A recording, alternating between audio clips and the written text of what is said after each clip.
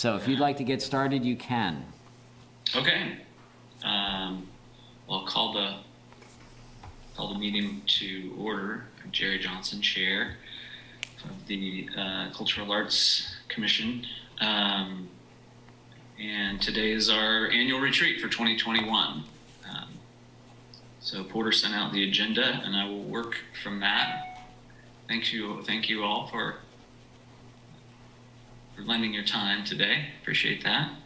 And with that, I'll let Porter do his housekeeping message about video meetings and so forth.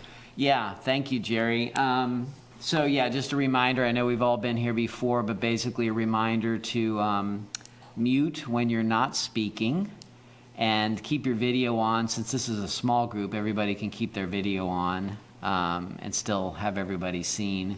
The other thing is to remember to, unlike what I just did, to announce yourself so people watching on YouTube and stuff knows who's who. My name's Porter Arneal, Director of Communications and Creative Resources. And I think that's all. I don't see anybody on by phone. If somebody were to join by phone, though, *6 is unmuting, and *9 allows somebody to raise their hand, but I don't see that happening here. We are recording this, and it is being broadcast live on YouTube right now, and we have 2 people watching. So just for awareness, we are on YouTube as well. So that's all I have for the meeting, and yeah, welcome everybody. Nice to see everybody in a more informal setting, and I'll give it back to Jerry. Okay, Mr. Joshua. Just in time for roll call. So I'll start with myself, Jerry Johnson, and then let's see. This is always weird. I do it in the order they are on my screen, I guess. Jordan. Present. Sarah. Present. Marlo. Present. Christina. I saw the hand wave. There you go. She was mute. And Joshua. Yep. Resident. All right. Well, thanks, everyone. Again, thanks for being here.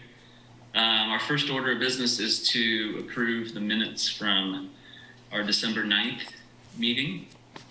Any comments on that before we, on those minutes? Okay. Great job, Christina. Yeah, she's great at it. Unsung hero. Can I have a motion to approve the minutes? Motion to approve. All right. Sarah Second. and Marlo seconds. All in favor? I see 100% hands. All right, so I just want to confirm verbally, everybody has approved the minutes, yes? Yes. Yes. And by nods of heads and waves, yes, thank you.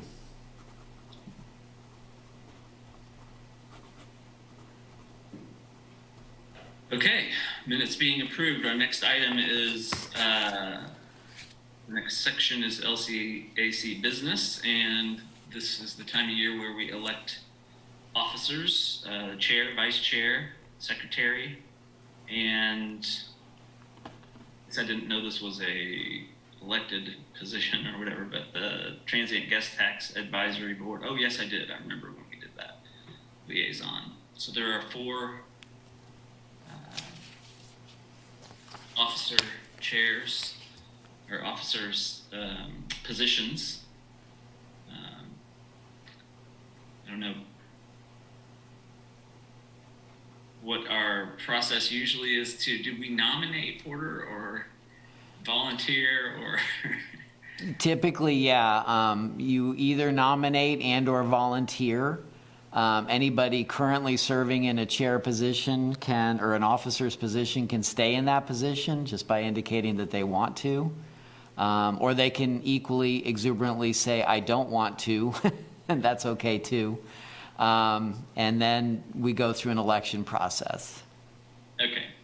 So let's just, is it appropriate for me to run this if we talk about the chair?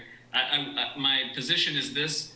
I am happy to continue as chair of the group. We had sort of, you'll remember, those of you who were here last year, we had sort of set it up where I was going to do it for a year, and then Clint, I believe, who was the vice chair, would, self-nominate, or we would nominate him, or whatever. But he is not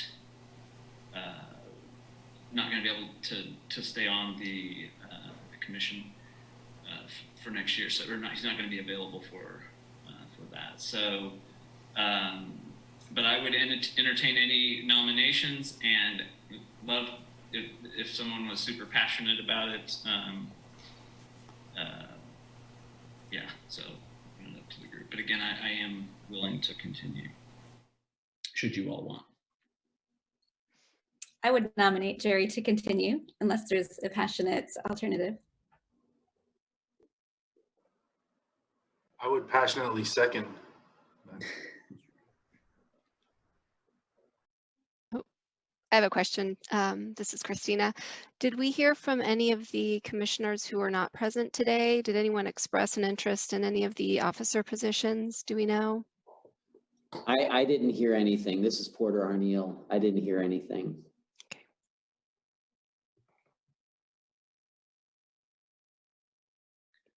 So do we need to vote then?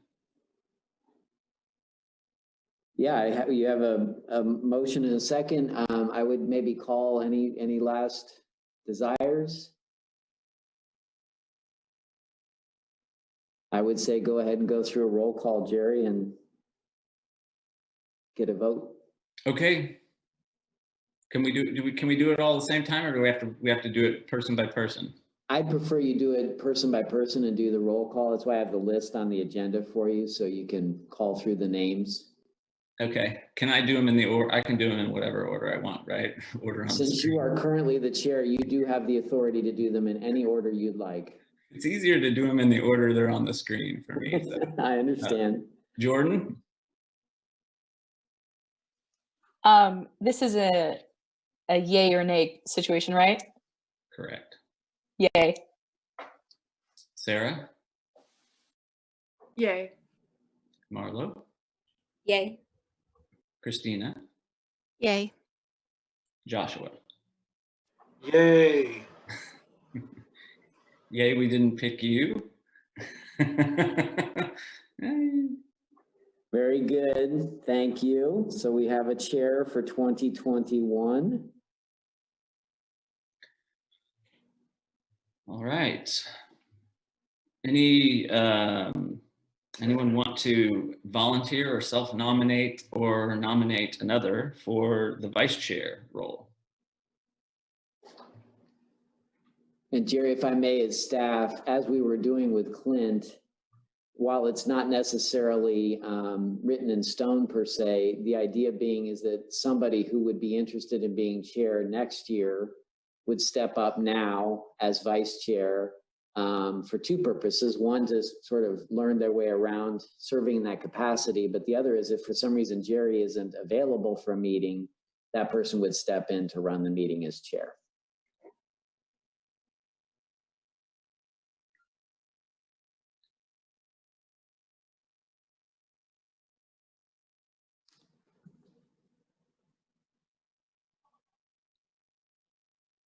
Okay.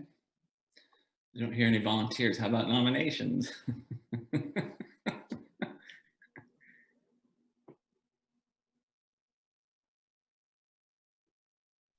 I'll just go ahead and volunteer. All right.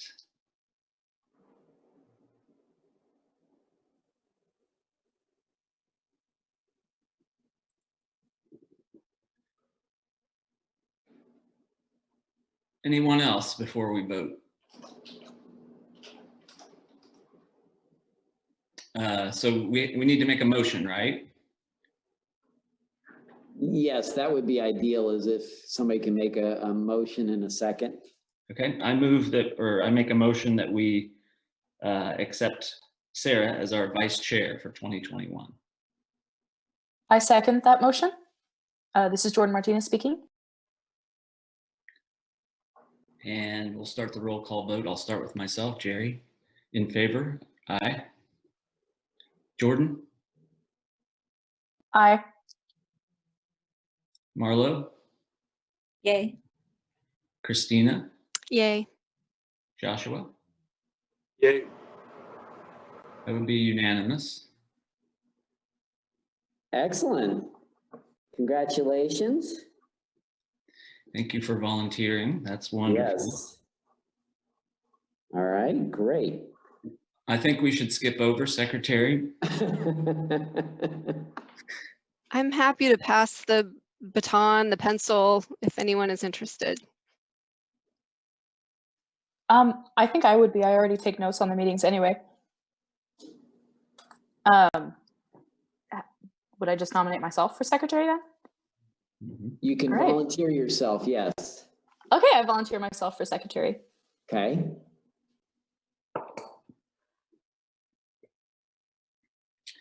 All right, do I have a motion? Motion to approve. I'll second that. And That was, sorry, I wasn't looking. Marlo, did you make the motion? Okay, great, thanks. Yes. Sorry, I forgot to introduce myself.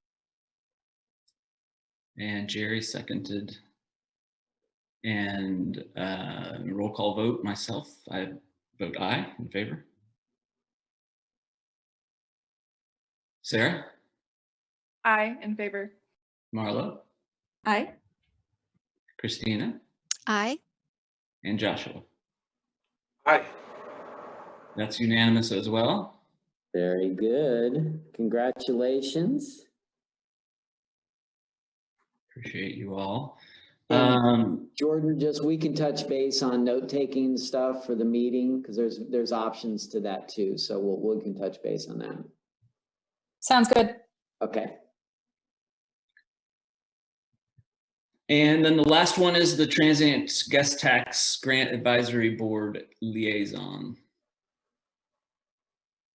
So let me explain just to make sure everybody understands. This is an ex officio position on the Transient Guest Tax Grant Advisory Board. And this is a person like Mary's been doing it the last year.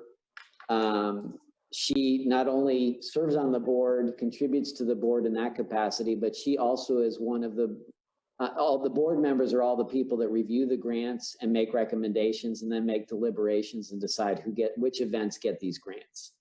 So it's an important role because when we created this as a competitive grant program, we wanted to make sure that we were hearing voices from the event side and the hotel side because it's the hotels that generate the transient guest tax dollars.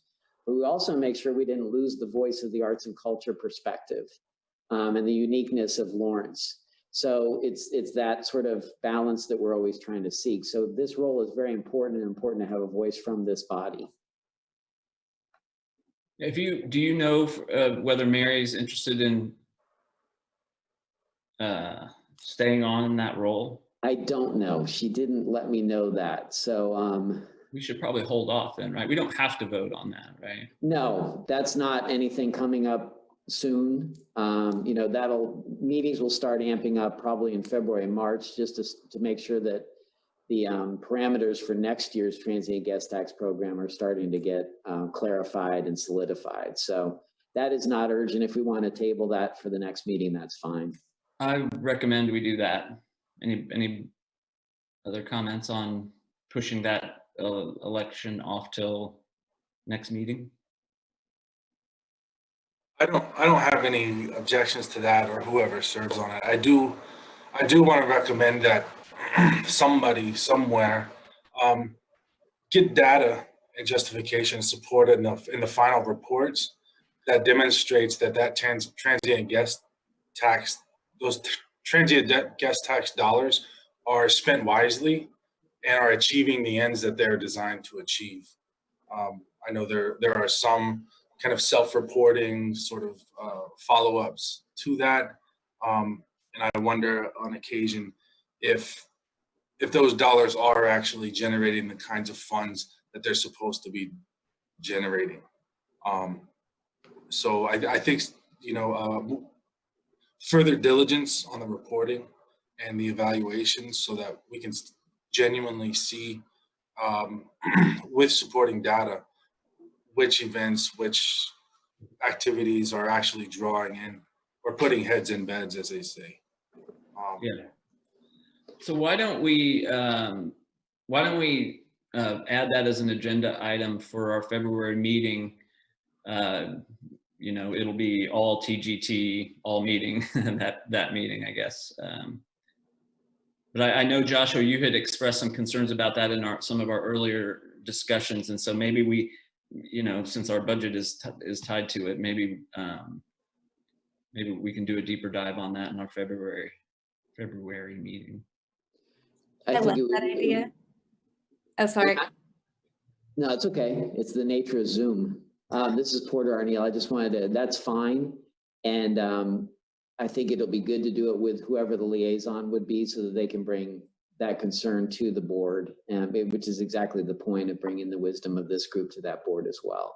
One thing I'll add is that happily, I'm in the process of hiring an administrative specialist because Joshua, technically that sort of lands in my camp of overseeing this grant program, as it does with Explore Lawrence, because they're the ones that really track the specific data.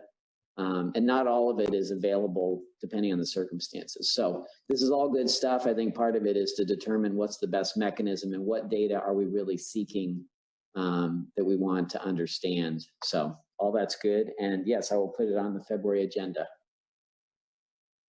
I just wanted to add, this is Marlo speaking, that I did watch the YouTube of the evaluations of the Transient Guest Tax Awards this last time.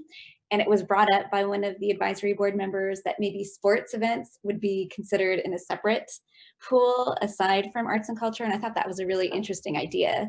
So I think for our February meeting, if we could talk about that and maybe present a unified vision for our advice and feedback, I think that would be super helpful. Just a quick question, Jerry Porter, the officer elections, do those take effect immediately? Actually, technically, no. Okay. If you don't mind taking notes, the good news I don't too, mind. I just wanted to be sure. because we're recording these, it's easier to go back and kind of check things and stuff. But technically, your term would go through the month of January. So if you don't mind, this will be your last one. Yay. Woohoo. Okay. And thank you so much, because I take notes for a couple of boards. I know it's a pretty big job and one that sometimes doesn't always get sort of noticed or recognized, but I certainly appreciate the tremendous value that you bring. So thank you for that. Sure. I just didn't want to fall down on the job the last day in office. This is Joshua. I had one more point. Not to go too deep into it, but I think Marlo's comment on making athletic events separate. I think there ought to be a kind of a line drawn between, typically organized events like KU athletics or high school things, as opposed to kind of independent, self-started athletic events. I think in particular of an all Indian basketball tournament that had occurred sometimes at Rock Chalk Park, which draws a whole lot of heads and beds from all over the region. And I think upstarting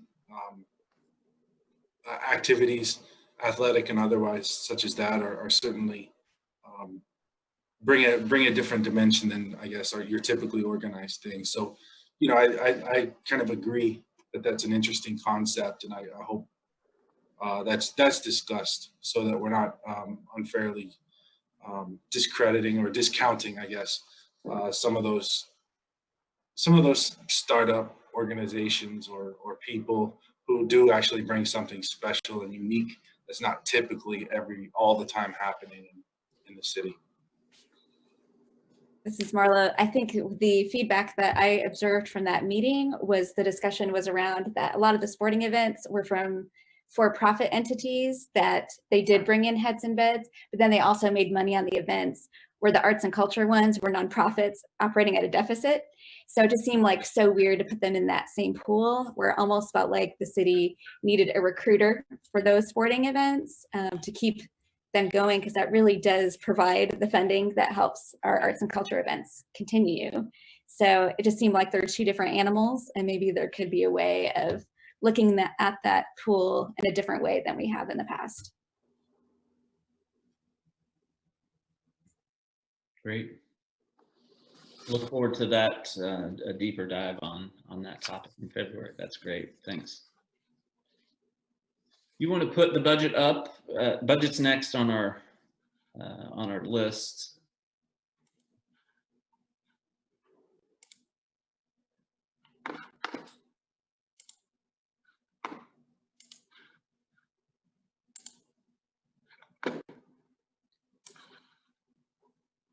And Porter, I'd like to ask you if you would to explain to us what's happening or what we could expect, or you know, my understanding is that our budget is approved at this amount, but as we learned this year, that doesn't mean that there's money there for us to, or at least in 2020 there wasn't. So could you say a few words to sort of give us background on that for this year, what we might expect this year? Yeah, is this too small for you all to see? Hopefully you have it too, because I sent it in your documents, but I can expand this and we could look at it as we go through. So I'll just do that. Is that visible? Yeah. Okay. Yes, absolutely, Jerry. Thank you. So as you all know, the budget is tied to the transient guest tax program. There was some discussion a year ago when that budget was passed, not this year's budget, but the prior budget, as to whether it was going to stay that way. And that was somewhat unknown. Obviously, the pandemic hit and that sort of solidified this methodology. So one thing that's different with the city commission now is that they're going to review the budget quarterly. So instead of just sort of doing the budget and letting it be for a year, they're going to keep coming back. And this actually just happened at the last city commission meeting. So that the finance director and the finance office goes through all the budgets, talks about the budget to actual information so we can see what's actually happening. Obviously, right now, that's much more important because we didn't know what the impact would be to the different funds that the city has. So I'm still honestly not crystal clear in understanding how we're going to handle the TGT fund, because it is unique, as you all know. Unlike other funds, it is reliant on money coming in throughout the year from hotel stays. I think the good news is that those, whoops. Can you all hear me? Yeah. Yes. Yes. Okay, I can't, suddenly my device cut out and I couldn't see you all, so sorry, something's weird with this device. We thought we had it fixed, but it's doing some funky stuff. Anyway, sorry. But I believe that there's going to be some sort of evaluation process, because as I pointed out to the finance department, if we grant TGT money, say for the maximum amount that was awarded in March for somebody, but then we get to September and we have to cut that person's grant, that's not ideal, as we all know. It's certainly not something I want to do. I want to be as fair across the board as possible. How fair exactly is really hard to determine, because we still just don't know how this thing is going to play out. But so that's my hope, is that we can look at it probably quarterly and start making decisions as to what's available in that fund.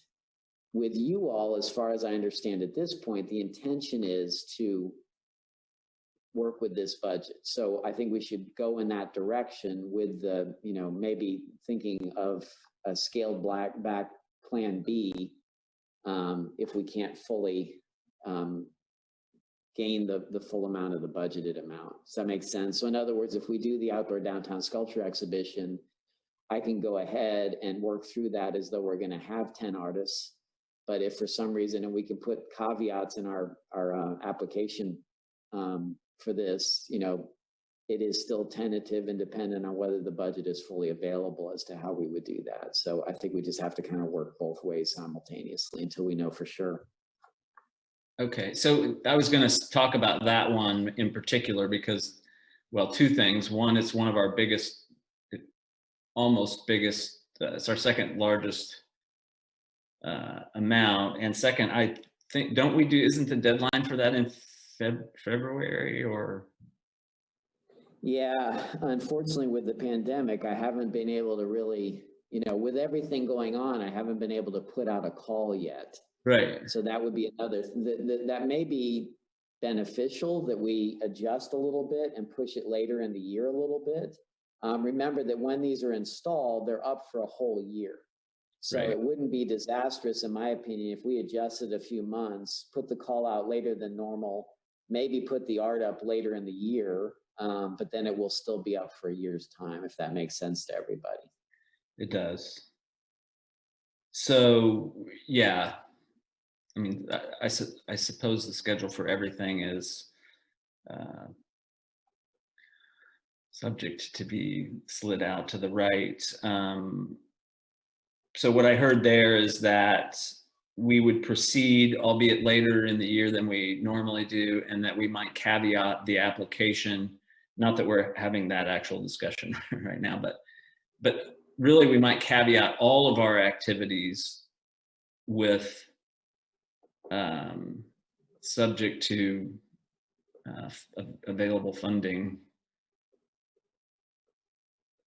and then not so as to and then review it quarterly or whatever, so that we don't get ourselves in a position where somebody's counting on something that we're not gonna be able to come through with. Agreed. And Jerry, this is Porter Arneal. I would add, you know, obviously the city commission has the final say as to what budget is available. So you all can certainly make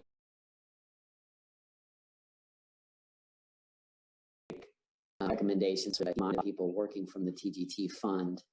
So everybody's going to be struggling with this. I wonder if the city would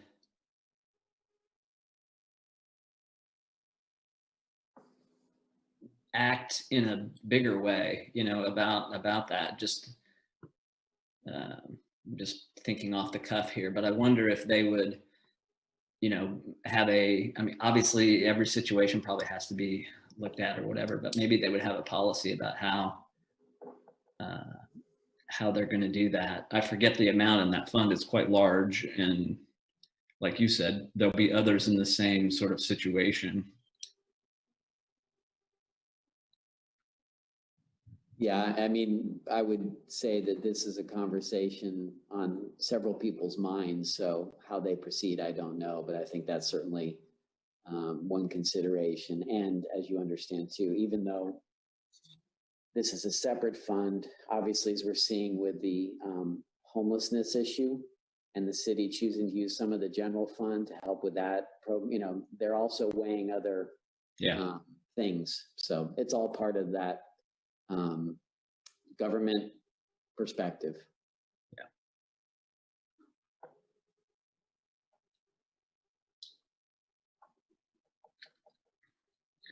So that being said, Porter, with your recommendation that we proceed, you know, with our budget, do we? I mean, in the past, we've made, you know, some small changes. Well, particularly when the total amount has gone up, we've made changes to, for example, you know, the honorarium for the artists and so on and so forth. We also decided a few years ago, and we'll have this discussion later on, but just looking at the budget part of it, that we would try to maximize the experience of the Phoenix Awards by actually holding the ceremony every other year and capitalizing on, paying for part of that in the first with the first year funds and part with the second. Is there? I mean, I this is the place where we should have discussions about if there's desires to move anything around in here or whatever. This is Porter O'Neill. And I realize with the agenda, there's a cart and horse kind of situation. Yeah. Here's the budget, but you guys haven't determined if these are the programs you want to implement. I mean, obviously the budget is set now. So this is what was conveyed to the city commission. This is what they voted approval on. So it's one of those things that I think if you make changes to the outdoor downtown sculpture program, that's your purview. You can decide to change the money, how it gets spent. You could add more artists or say, we just want to bring in one, I'm just using examples, one big artist or something along those lines. You could change the parameters of the program as long as it's still some sort of public sculpture program, if that makes sense. So it basically stays aligned with the general vision of the current program. And that would be true of the community arts grants, the Phoenix Awards, et cetera. But if you were to alter these in any significant way and say, we want to take the $20,000 from the outdoor downtown sculpture program and I don't know, crazy thought, do, some other public art project entirely, then I think that would have to be done in a proposal, clearly spelled out and brought to the city commission for their approval. That makes sense, because that's definitely different than what they've approved. Yeah, and I'm not suggesting we do any of that. I looked through this prior to our meeting, and I know there's been some folks on in this group who have a heart to, get monies out to the art community, in light of their the impact of the pandemic on them and their lives, and I share that those feelings as well. I will say when I looked through this, I was happy to see that if you look through it, most of the money goes to those people, through these artist honorariums and the grants and so forth. And if you think about the grants that we do, when you think about the applications, where we ask folks to list what those monies are going to go to or whatever, it is the community, it's the arts community and so forth. So I don't think if we, this is just my opinion, but I don't think if we agreed to sort of follow our budget as proposed and approved, that we would be doing a disservice to the arts community in light of their being impacted by the pandemic, because I think this money goes to them anyway. Maybe not in a as in a direct way that we've come up with, in light of the pandemic, but at least if we are able, if we did keep with our budget the way it is and we were able to distribute those funds in the way that we had planned, I think we could all feel good that most of that money ends up in the hands of artists who have been impacted by the pandemic. However, that said, I did want to open it up for discussion for that topic, because I know, and I don't know if I'm in the right place in the agenda, but we are talking about the budget. So Did it again. This is Marlo. One thought that I had was, what if I know I was kind of interested in that idea that we had for ODSE last year when we opened it up to non-sculpture artists, some kind of public art component. So in light of the pandemic, thinking of those stipends are just going to sculptural artists and they're not always from Lawrence. What if could half of those stipends be available for some kind of public art opportunity? I'm thinking of the 9th Street project and how cool that was, that people that were non-traditional artists were able to do some public art component. could we, if there's 10 stipends, could 5 be for sculpture in a traditional sense and 5 be open to maybe some more experiential types of public art? I'm just thinking that might be a way to open it up and to reach more artists that have been impacted by the pandemic. This is Porter Arneal. Marlo, thank you for bringing that up. Just for everybody's awareness, when we started this program, with my experience in other cities doing similar programs, the first thing I wanted to do was kind of crack this open to bigger opportunities. From my perspective, this is both an arts program, but it's also a professional development opportunity. Those artists who are interested in public art often bump into that catch-22 of how do I get experience if I don't have any experience? And one way of doing that is by adding to their portfolio through programs like this, which has been great. Obviously, we know a lot of cities have these on the street sort of sculpture type programs. The reality of public art is that public art is not just an object, three-dimensional world anymore. People are doing a range of things, as some of us know very well. It's remarkable what artists are doing, everything from musical performances to technology, et cetera, et cetera. That has never been shut down. That was really opened up years ago. It's in the call, and it specifically is called out in italics. You know, artists thinking of other ways of approaching this are encouraged to apply. With that, we had Richard Renner at one point do a series of performances as a live topiary, which was really a hoot. Bless his heart, he was dressed in a very heavy costume in the middle of August and July, and he survived. That was a lot of fun, that he would just go out on the street and do his thing, you know, and scare people nicely, or at least surprise them. We also had, hang on, it's in my brain here, Alicia Kelly, who did the snowflakes, the paper snowflakes, or I shouldn't say snowflakes, the paper cutouts on the garage at the library. So my point is that I think that's really important, and I don't think it's limited at this point. Honestly, there is nothing that says all of these have to be sculpture. And it's your guys' decision to say, these are the artists that we like. So I think part of it is really encouraging artists to think of unique ideas. And I'm even thinking about a certain paper pulp project that could transform Massachusetts Street. And I'm happy to pass that over. If there's some artist that says we want to do this and build a team, or if Hang 12 wanted to do that, I think it's a great thing, you know, or find some other similar project. And I know Alicia has submitted, she had one with some sort of transparent paint that goes on the sidewalk so that when it rains, an artwork sort of emerges out of the sidewalk.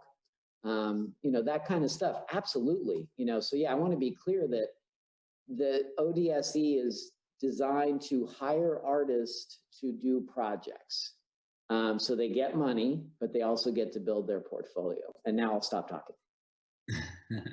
This is Marla. One thought I had on that, because I was not aware that we had been that open for so long. I thought we just sort of opened that door last year with the John Brown call. So could we rename? Because when I see sculpture exhibition, I'm thinking public art sculptures. Like, could it be more public art focused? And we don't have that word sculpture in there. So it's obviously open for sculpture, but doesn't have to have that initial impression of being limited to it. Great question again. And years ago, I posed that and actually developed a different name because I recognized the sort of sacredness of this program, that it is more than 30 years old. I mean, this would have been the 32nd year of the program. It has a remarkable legacy tied back to KU and the sculpture program. So I didn't want to ignore that. But yes, I also think there is wisdom. The NEA used to have a phrase that I love was, you know, remember the past, imagine the future. So how do you sort of keep what you have, but start moving into contemporary ideas and visions and that type of thing? So I think that's totally viable. And we could keep it that we somehow keep the, you know, the ODSE's title and explain that this was part of the evolution. So yes. Yeah, we had, I don't remember if it was early, we met in my office. Was that early last year to talk about this? And I think we had sort of agreed to try to figure out a way to rename or reimagine how we promote it to get those other forms to be proposed. Right, and I think, well, last year what we did was this part, I am hoping you can all see this. In addition to leaving the call open to say, you know, artists with different ideas are more than welcome and encouraged to apply, we had the, as Marlo pointed out, we're going to do something jointly with the Encountering John Brown exhibit. And then also Common Ground, which I think there's still interest in this, is we have these Common Ground gardens around town, and people like the idea of doing some sort of artwork related to the Common Ground program. And that they might actually have, I have to check back because I haven't talked to her in a while, they may have some grant funding to even do that. So again, more opportunities. And I think part of it is, yeah, how do we get the word out to artists to really encourage them to sort of push their own boundaries a little bit and think about other ways that they might want to engage the public realm artistically.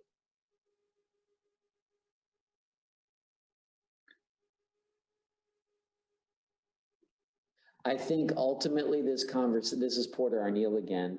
You know, on your agenda toward the end, we are going to talk about committee structures and assignments. I think this is going to land in that realm where maybe that committee could meet fairly soon and start devising plans accordingly. So I think that would make a lot of sense.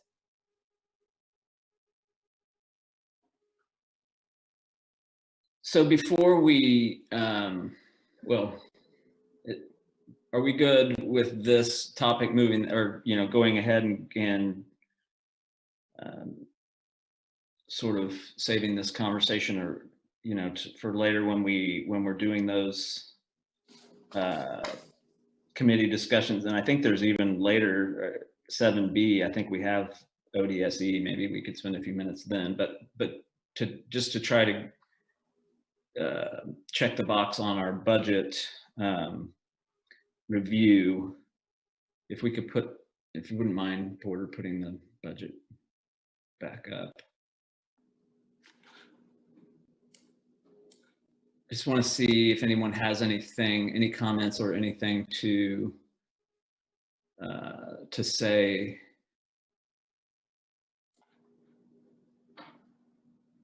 So here are all the programs budgeted: the Outdoor Downtown Sculpture Exhibition, the Community Arts Grants Program, the Phoenix Awards, and there's a miscellaneous in there that we usually use for food and things for different meetings when we can meet in person, and also some of the memberships that we have, like with Americans for the Arts and that type of thing. Right. And then it's just called out here. This is generally how the Outdoor Downtown Sculpture Exhibition budget has been laid out, with the lion's share of the money going to artists, both local and regional, and then brochure design. If we want to continue this online map that's available, it's fairly inexpensive, and that gives us an online presence. And then the community arts grants are fairly straightforward. Those are grants directly for art projects in the community by artists. And then, of course, the Phoenix Awards, which, as Jerry mentioned, traditionally we did this, we selected an artist and paid them half the budget to generate the art awards. And then, I shouldn't say half, but part of the budget. And then we use some of the money for a reception at the Art Center typically. But in the past, 3 or 4 years, we changed that to maximize the budget. So we used all $3,000 to select the artists, have the artworks made, so we could increase that budget to the artists, and then alternate the next year and actually have the program, and then have money for the program in the following year. And we did that at Theater Lawrence in, gosh, I hate to say it, 2019. It was 2019, yeah. And that wasn't just financial, that was also because we weren't getting a ton of nominations every year. So we thought by alternating years, it kind of is a year on, year off process, and we might get more nominations of people that would receive that recognition. Yeah, and I think we felt like it would make it more special if it was less frequent or whatever. Porter, And then these these are the public art projects that we're involved in. The senior center is underway. Actually, I'm happy to report that that artist, I worked with him a couple of weeks ago. He's got his pedestal poured over at the Senior Resource Center. So he's ready to install his artwork when that's ready, which I think will be within the next month or so. The police facility is underway. That artist is contracted, and we're going to get working on that this year. And then the transit facility, we're still waiting, but there is $80,000 budgeted in the capital improvement project or program for that artwork, which I suspect I'm going to work with the transit manager and truly, because that's not a huge budget for a big facility, do something hopefully to integrate artwork into the facility.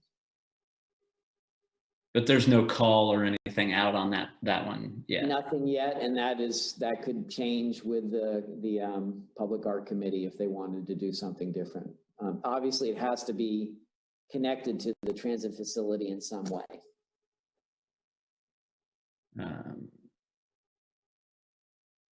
Yeah, we should look at that maybe in February or whatever, that project. And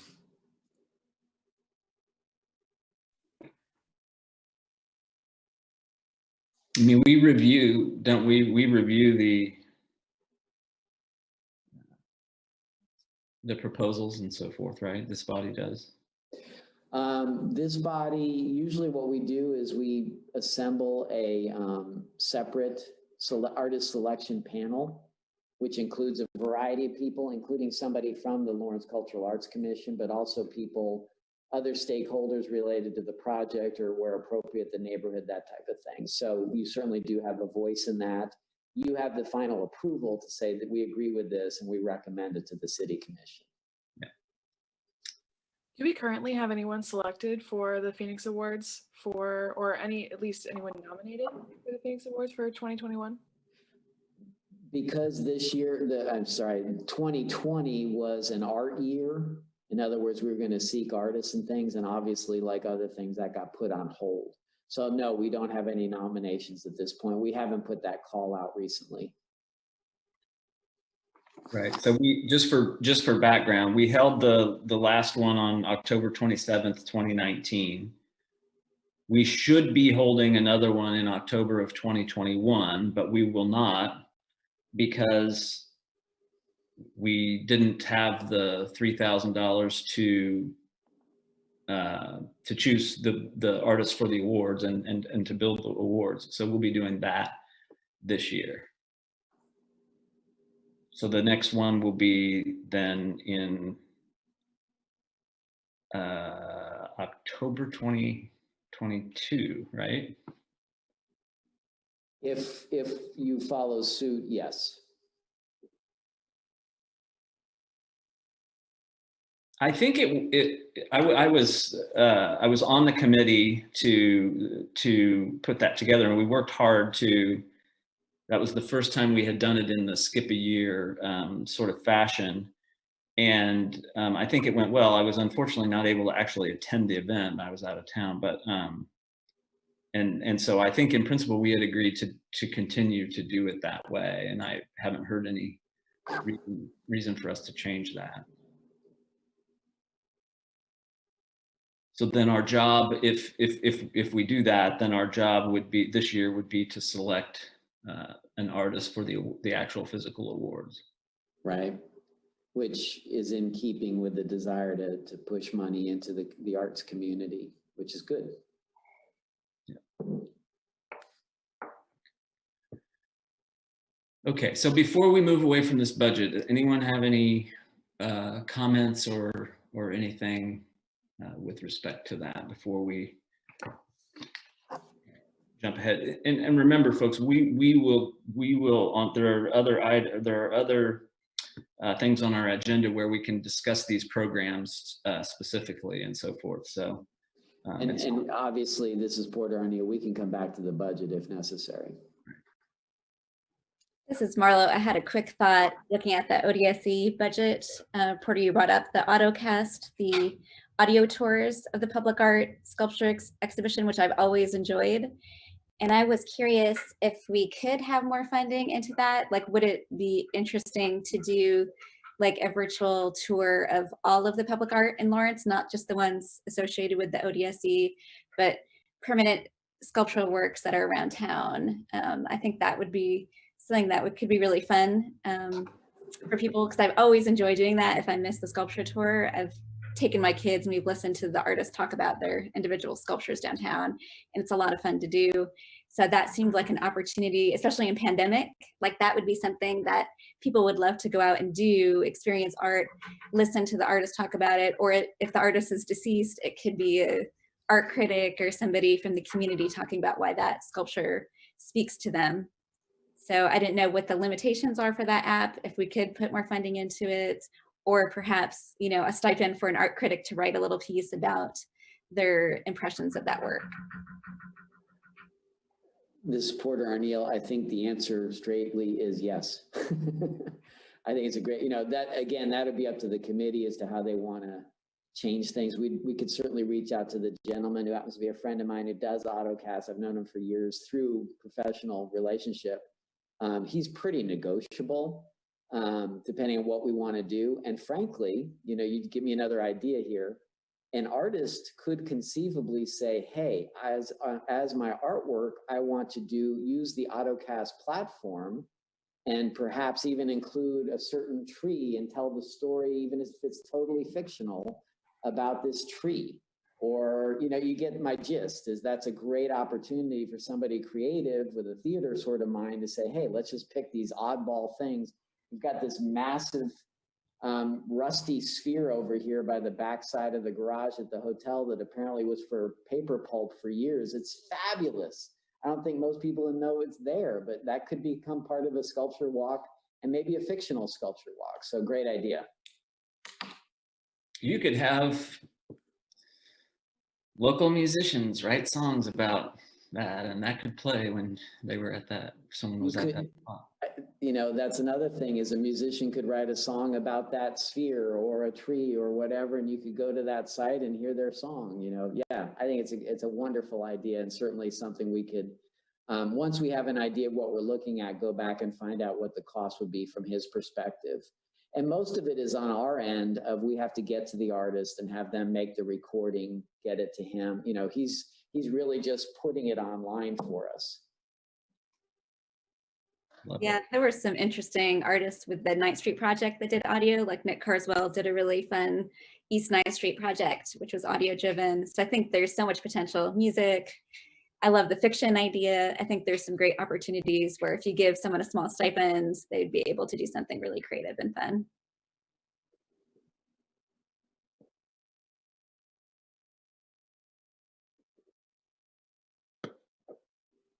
Love it. All right, our next agenda item is to review the missions goals, cultural plan, and there was a whole set of files associated with that. Specifically, can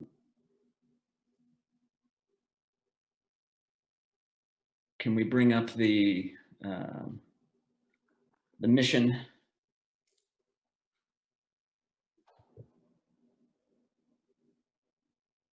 File. I'm trying, sorry, I know it's on this notated agenda. I'm trying to remember. Can I just bring it up on the agenda? That would be quickest. Sure. Do that. Okay. Share screen. This is in that document, but it's a lengthy document. I don't remember exactly where I extracted this from. And how do I, there we go.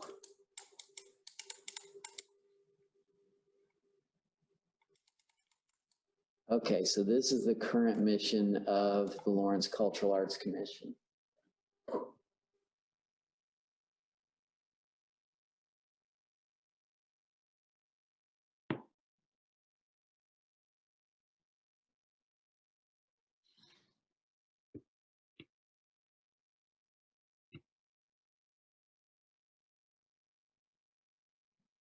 So I mean, I don't think our goal here is to, well, in the past, our goal as when we have looked at this has not necessarily been to change it, but to remind ourselves of what it is, and then plan our activities for the year based on supporting this mission. The cultural plan always gets thrown in there because that's how we align with what the city's plans are and so forth. I suppose that with 2020 having gone the way that it did, and certainly we're not out of the woods even remotely with the pandemic, maybe knowing what we know about 2020 and then looking ahead to 2021, maybe we could spend a few minutes talking about our mission and how we might best carry out our mission in, dare I say, these times or this environment. Thoughts? I think that it's worth noting that the cases and death rates are substantially higher than they have ever been now, and that I think it would be smart to anticipate 2021 being very similar to 2020. I know that we are discussing public art and all those things, but I think that we should utilize 2020 as a learning opportunity to see what we could have done better. And I know that me, Jordan, and also James, the newer commissioners, we've only been here for a handful of months. And so I don't have a substantial knowledge as to the initial response in 2020 by the LCAC. But I know that that response should be very important for this year in particular, and probably years going forth.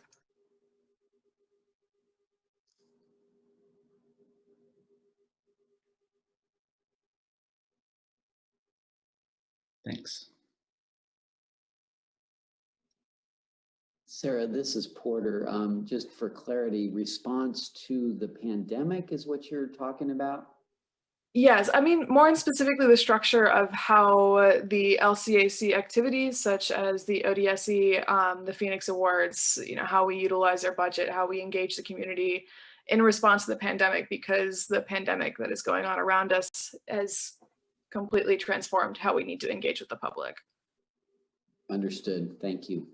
Yeah, I think it's a great point. If I look at these words in front of me, that our mission is to enhance and enliven the community through the promotion of cultural opportunities. It's those very opportunities that have just been wrecked, right? In the pandemic. And so how do we carry out that charge of enhancing and enlivening the community when the cultural opportunities that we normally think of can't happen in the same sort of way? So I agree, Sarah. We should approach 2021 with thinking about how we can carry that out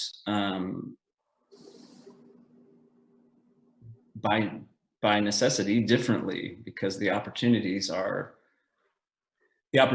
around doing business as normal, promoting art and culture normally aren't possible. Well, this is Joshua. I think some of the creative ways that, like Marlo mentioned, and Porter has noted as well. I think that's how we do what we do. I think if we just look at the language of the sentence, our only goal is to promote cultural opportunities in arts education.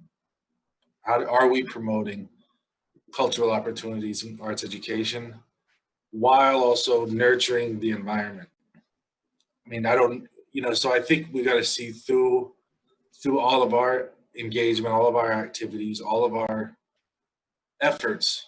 Are they promoting the cultural opportunities in education, and are they nurturing an environment of aesthetic vitality? And by doing that, it enhances and enlivens the community. And so those are the two verbals that cause the enhancement and the enlivenment. So you know, I think we can still promote those and we can still nurture those. It's just in a different format. It's not in the typical opportunities and education that we've seen.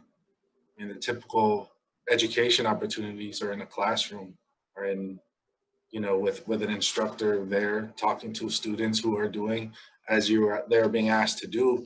But now we can't do it that way anymore. And it's interesting, you know, at least in education, that we've got to realize as instructors that what you do in the classroom doesn't translate online. It just doesn't. You have to rethink, reimagine the whole thing. And even better, wrap your head around all the really cool, amazing online tools that are available to enhance the experience for your students. In our case, enhance the experience of your audience, of your artists, of your, you know, I think of Tom Averill's recent book. I forget the name of it, which could latch into those fictional stories of the local area that Marlo was talking about. I think that's an intriguing and different idea that maybe we wouldn't have stumbled upon without having a pandemic to wrestle with. So, you know, there's a lot of opportunities there to just reimagine how we promote those opportunities and which ones are we promoting the most, and nurturing the environment of aesthetic vitality. I think that's where, you know, the music comes in. That's where technology comes in, and different sort of exhibits, literature, different sort of literary events. I can't remember what his name was, Marlo. You might remember. The artist at the LAC who does words, who does like kind of plays around with language on like big, almost mural size presentations. What was his name? Are you talking about our artist in residence, Dan Yeah. Royster, who does those phonetic, really interesting? Yeah.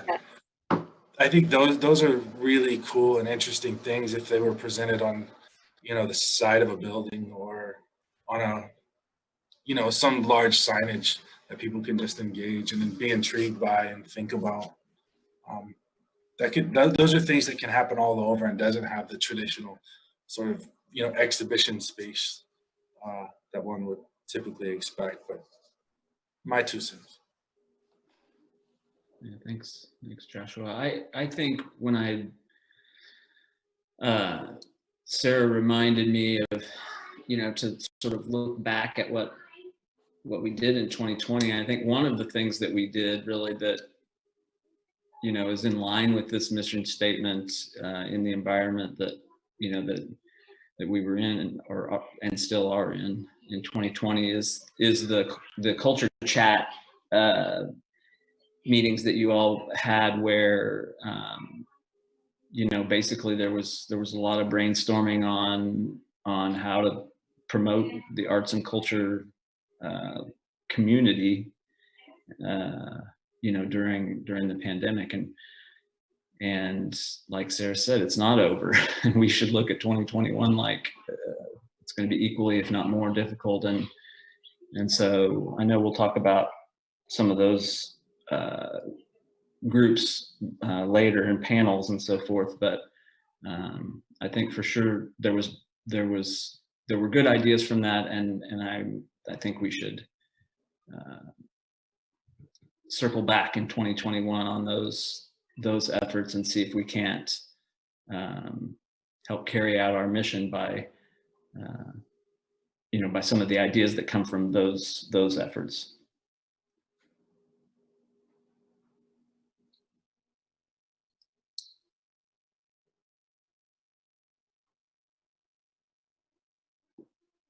So knowing that we can keep moving along through our agenda here, that we're gonna cover cultural plan, outdoor sculpture, Phoenix Awards, and all of those types of things.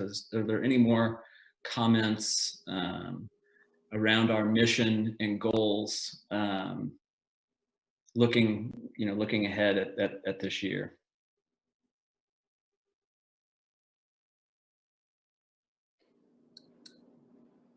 Okay. So item 6 on the agenda is the role of the LCAC and the cultural plan. Sorry, I had such a hard time saying that. So our 6A is to review and establish 2021 priorities. So can we bring up, obviously, isn't there a summary? There is a summary, I know.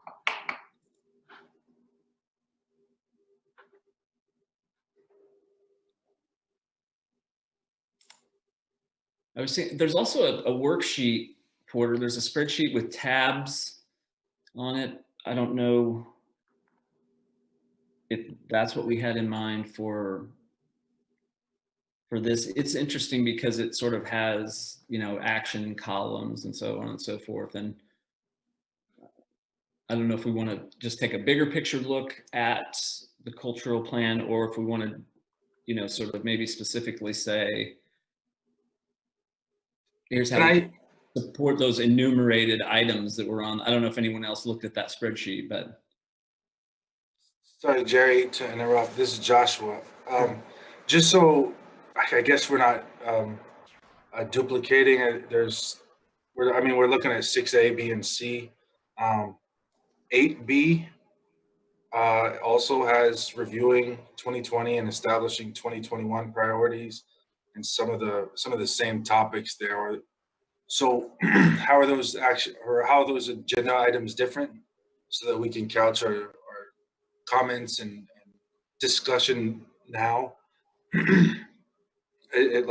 Determine what's appropriate for now's conversation as opposed to when we get to 8.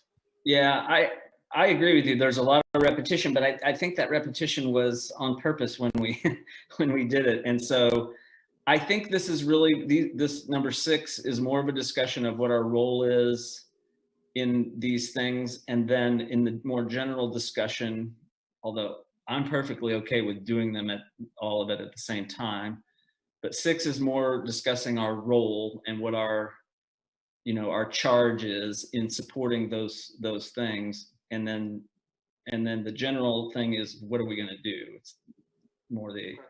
Sure, that makes sense.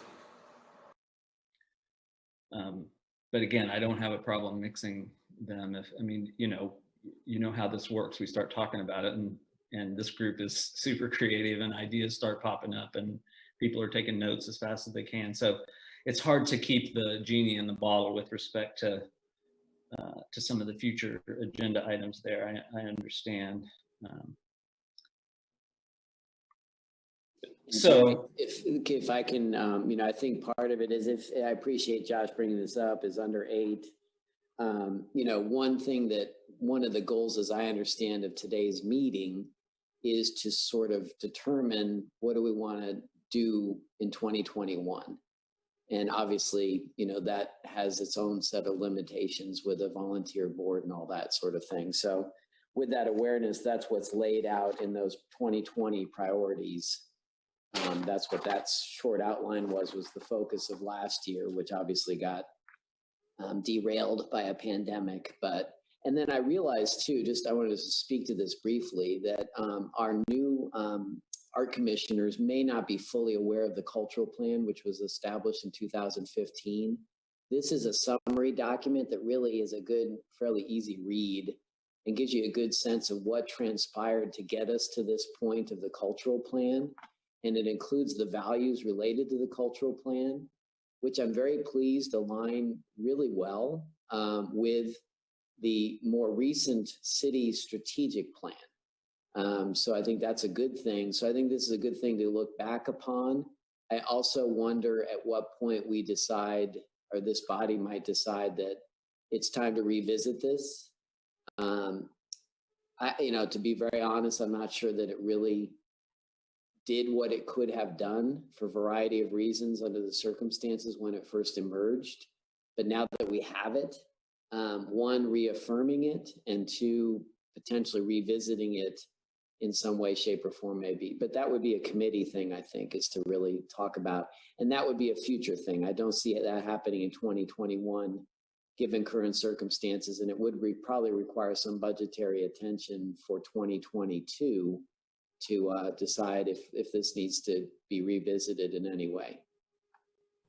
Porter, after reading through the cultural plan, I truly feel that some of the elements that the LCAC already provides, such as the ODSC and the Phoenix Awards and the Community Artist Grants, very much fall in line and have the potential to fall in line with the cultural plan, but that the struggles of 2020 with the pandemic catching everyone off guard, we have very much kind of fallen behind in that way. And this is a great opportunity during this retreat to re-envision how, and I think Marla's already spoken wonderfully about opening up the ODSC in a way that the public understands that it's not just for sculpture. And as Joshua has also discussed, reimagining how do we educate and how do we improve and create aesthetic environments that might look different from what they have looked like for the past 30 years or so.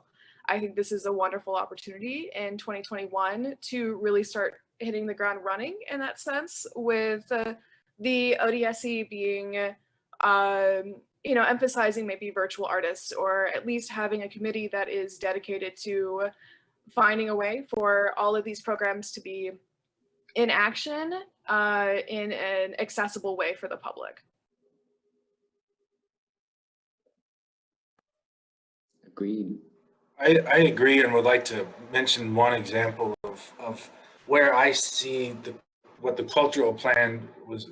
One of its key points was that collaboration and the sharing of resources to do big things, since each individual organization or artist or whatever maybe doesn't have the funding in and of itself, but in partnering with like-minded institutions and organizations elsewhere can do a big thing. And I think I recall our providing some resources to, unfortunately it hasn't manifested yet, and I look forward to when it does, but the Paper Planes Literary Festival, while we haven't had it yet, while it hasn't we haven't seen it in action, I do know at least the foundations of these partnerships, from the Hall Center to the Raven, as well as the public library, have all, and other organizations have all kind of come together to make one great thing.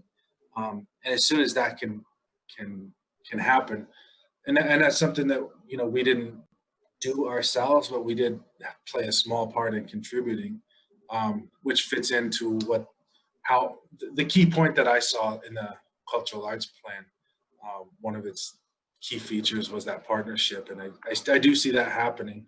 But maybe, and maybe it's a little bit amplified because we have to rely on each other during a pandemic to do things and get things done. So I just wanted to give that as a specific example of how we're fulfilling our mission, as well as fulfilling the purpose of the cultural plan. I think the theme of implementing or at least adhering to the cultural plan in 2021 underneath the pandemic is truly accessibility.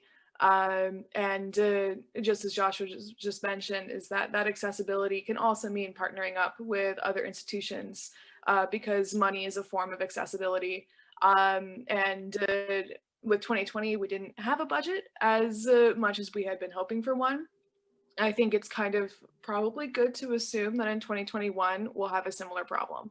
And I think that this is a very good time to start reaching out, branching out, and engaging the community, engaging variety of private and public sector areas that might want to do virtual events or some kind of event, because events are incredibly important to the cultural plan.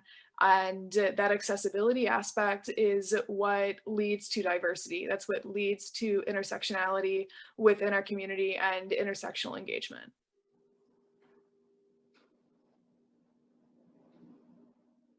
Agreed. Thanks for that. I mean, I'm looking at the second paragraph, and I was wondering again what our role, and so I mean, the second paragraph of this slide says that we're we, in coordination with the arts community, local arts community, we gathered this input and came up with this plan. As Porter pointed out, it's 6 years old, and so maybe we should be looking to or start thinking about planning for sort of a re-up on this. But to Sarah's point, how do we carry out this, the existing plan in this environment? And Jerry, to your point, let me also go, just to make sure people have seen this. Hang on, I'm trying to get back to, there is one thing that never quite happened, and I won't go through all the murky memory details, but there was a lot of reasons why, but that we never filled out that matrix. And it's I know, I'm trying to find something and I'm going to share again. Sorry, Kurt, my video expert behind me is giving me direction. So anyway, just for those who have not seen it, this is at the end of the actual cultural plan is a full, I think it's how many pages, 10 pages, 9 pages matrix, which is, as Jerry said, tabbed here, which align with the cultural plan, A being community outcomes and goals, balance the local, and then these various strategies that some of these are actually happening now, and we just haven't really identified who's doing what. So that was part of it. But the idea of this was to go through and actually determine whose primary responsibility, who are potential partners, what's the time frame, the implications for resources, and any notes. I did take this out into the community to numerous meetings, especially early on, and I've done it less recently, but it's been to the roundtable several times, it's been to community groups several times, encouraging people, if you see anything on this list that is something you want to do or something you're already doing, please let us know so that we can look at, whose responsibility is this, who could we partner with, all those things. So my point to this really is, this is actually a really good plan. It was done very, very methodically and with a lot of community engagement. So what we have has value that has never fully been realized, sadly. So that's something just to be cognizant of, is that there is something here. And as the plan states, this was designed to be revisited and revised as needed. So we can also do that. Honestly, I think one of the problems is that this plan was so sort of comprehensive that it was hard for people to wrap their head around where could they even begin engaging with it. I think that was one of the problems. So it may be that the Art Commission needs to determine how do we want to continue educating people on this, or pick certain things related to more recent issues, as Sarah's pointing out. So I just, give you some background here. I think that might be helpful. And this is in your files that are online, and it's actually online as well. So yeah, thanks for that, Porter. And just to loop back to one of the things that Sarah said was, in looking at the ODSE and Phoenix Awards and so on and so forth, I'm reminded now that you've put this up, that really these tabs, the words that you see on these tabs, are in large part, and somebody correct me if I'm wrong, but in large part, those words are part of the criteria that we use when we issue our grants and our awards. Is that correct? Correct. So one of the things that we do, this body does, in order to make sure that we're in harmony with this plan, is we incorporate these, values or elements, whatever you want to call them, into our assessments of the grant requests and so forth.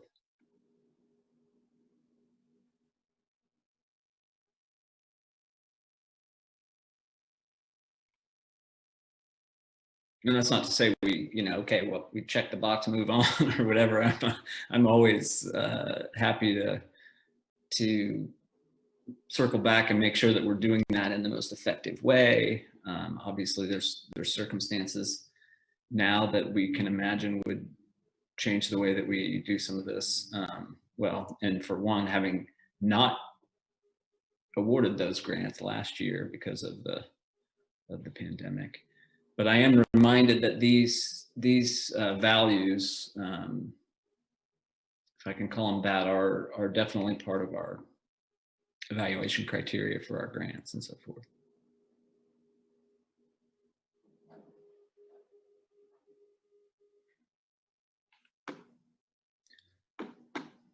So do we want, I mean, obviously we don't have time today to go through every page of that but I mean, maybe we, well, we could put it on the committee.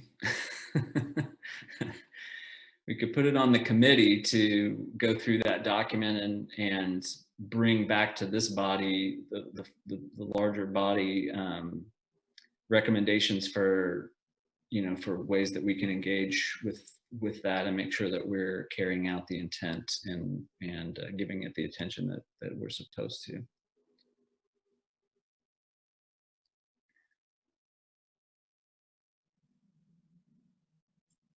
This is Christina. I actually think it might be useful if we took some time at a future commission meeting to maybe pick a tab and then sort of go through the categories on that particular page and just see where we are. Because I feel like if we have plans to look ahead to the future and kind of see what we need to revise from the plan, it'd be helpful to know, to have more of that baseline and see where we are and what we've accomplished. So it may sound kind of tedious, but I think as an exercise, it might be interesting just to see how a tab from that spreadsheet kind of fills out and plays out, just to see where we are. I really like that idea. I mean, we have the cultural plan on our agenda for most meetings, and there's usually, not much updates or whatever. Maybe we could take that time and review a tab per, I don't know, tab per month, or maybe faster if we could clip along. But I like that, Christina. How does that sound to the group, where we take that section of our agenda for our monthly meeting and go through one of those tabs? I love it. I think that's an excellent idea. And it seems like it'd be very productive, as well as maybe spark some interesting conversations. Great. Love it. And I'll add just informationally, this is Porter Arneal. This plan was adopted by the City Commission. Therefore, if you say we are interested in, consider the new tagline of Explore Lawrence, to view branding of Lawrence holistically or something, I mean, that's I'm reading it off of the matrix, and tie something back to that, then this has already been vetted in a very, thorough city system, so that this is a really great foundation to look forward as to, how programs might change or what new programs should be explored for the future. Great.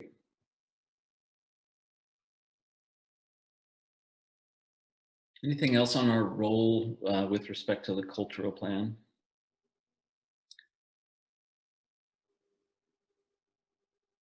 All right. There was a lot of energy around this next item in our talks about what to put on the agenda, and I love it. This group is great at brainstorming for sure. So again, the topic is our role, but if we could spend a few minutes brainstorming on our role, I think there's a lot of opportunity for ideas, considering where we're at. I'll open it up. I think that we should, as part of the role of the LCAC, is that we are an advisory board, and I think it is even more helpful to encourage more substantial levels of public engagement within our meetings. I know that Porter, today you said that there is 2 people watching, and I think that that's a number that we can greatly increase. Not a lot of people, even in the city of Lawrence, even know that the LCAC exists. And I think that's something that we need to do as the role of the LCAC, is find a way to quite literally advertise ourselves as a forum for the creative community to utilize.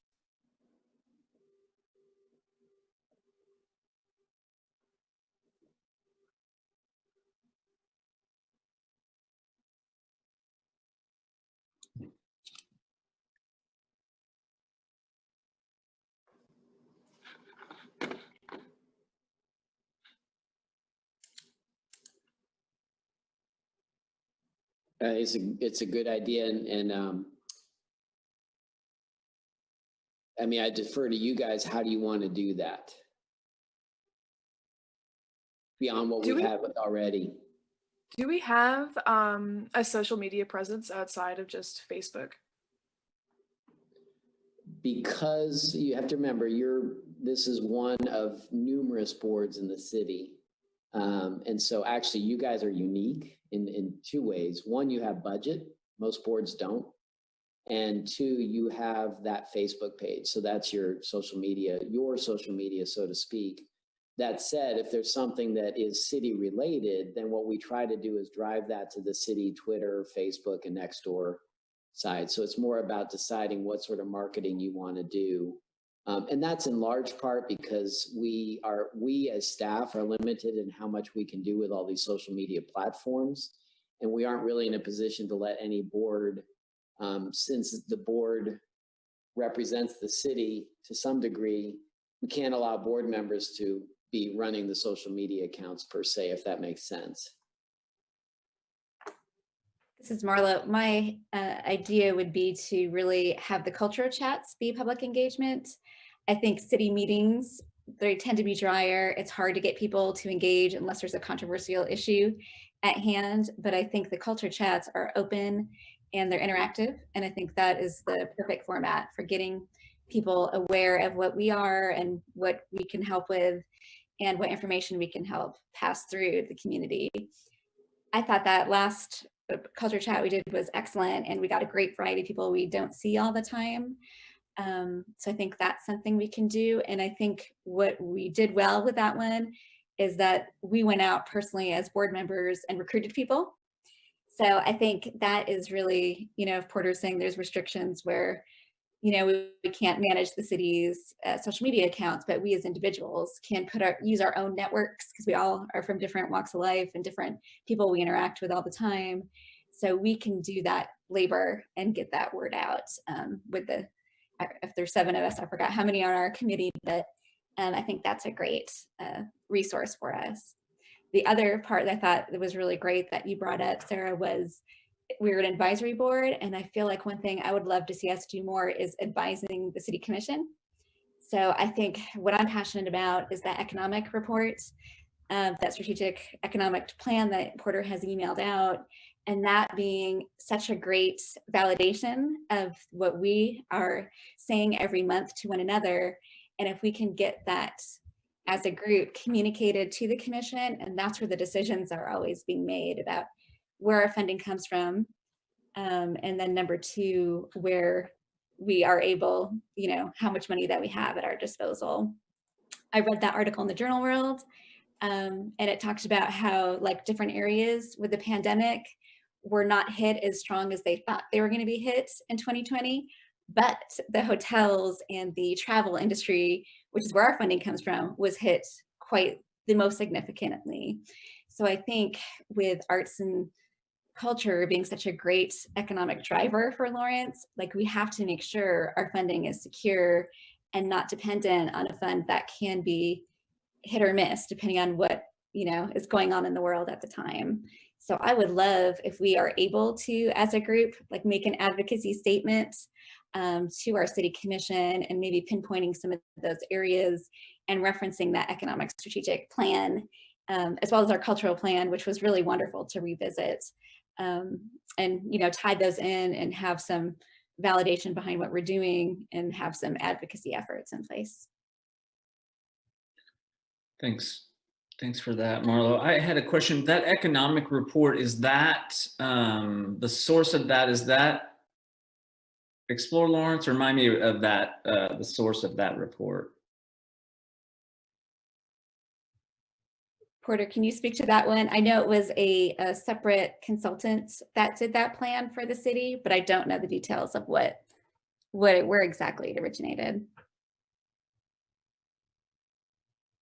I think you're muted.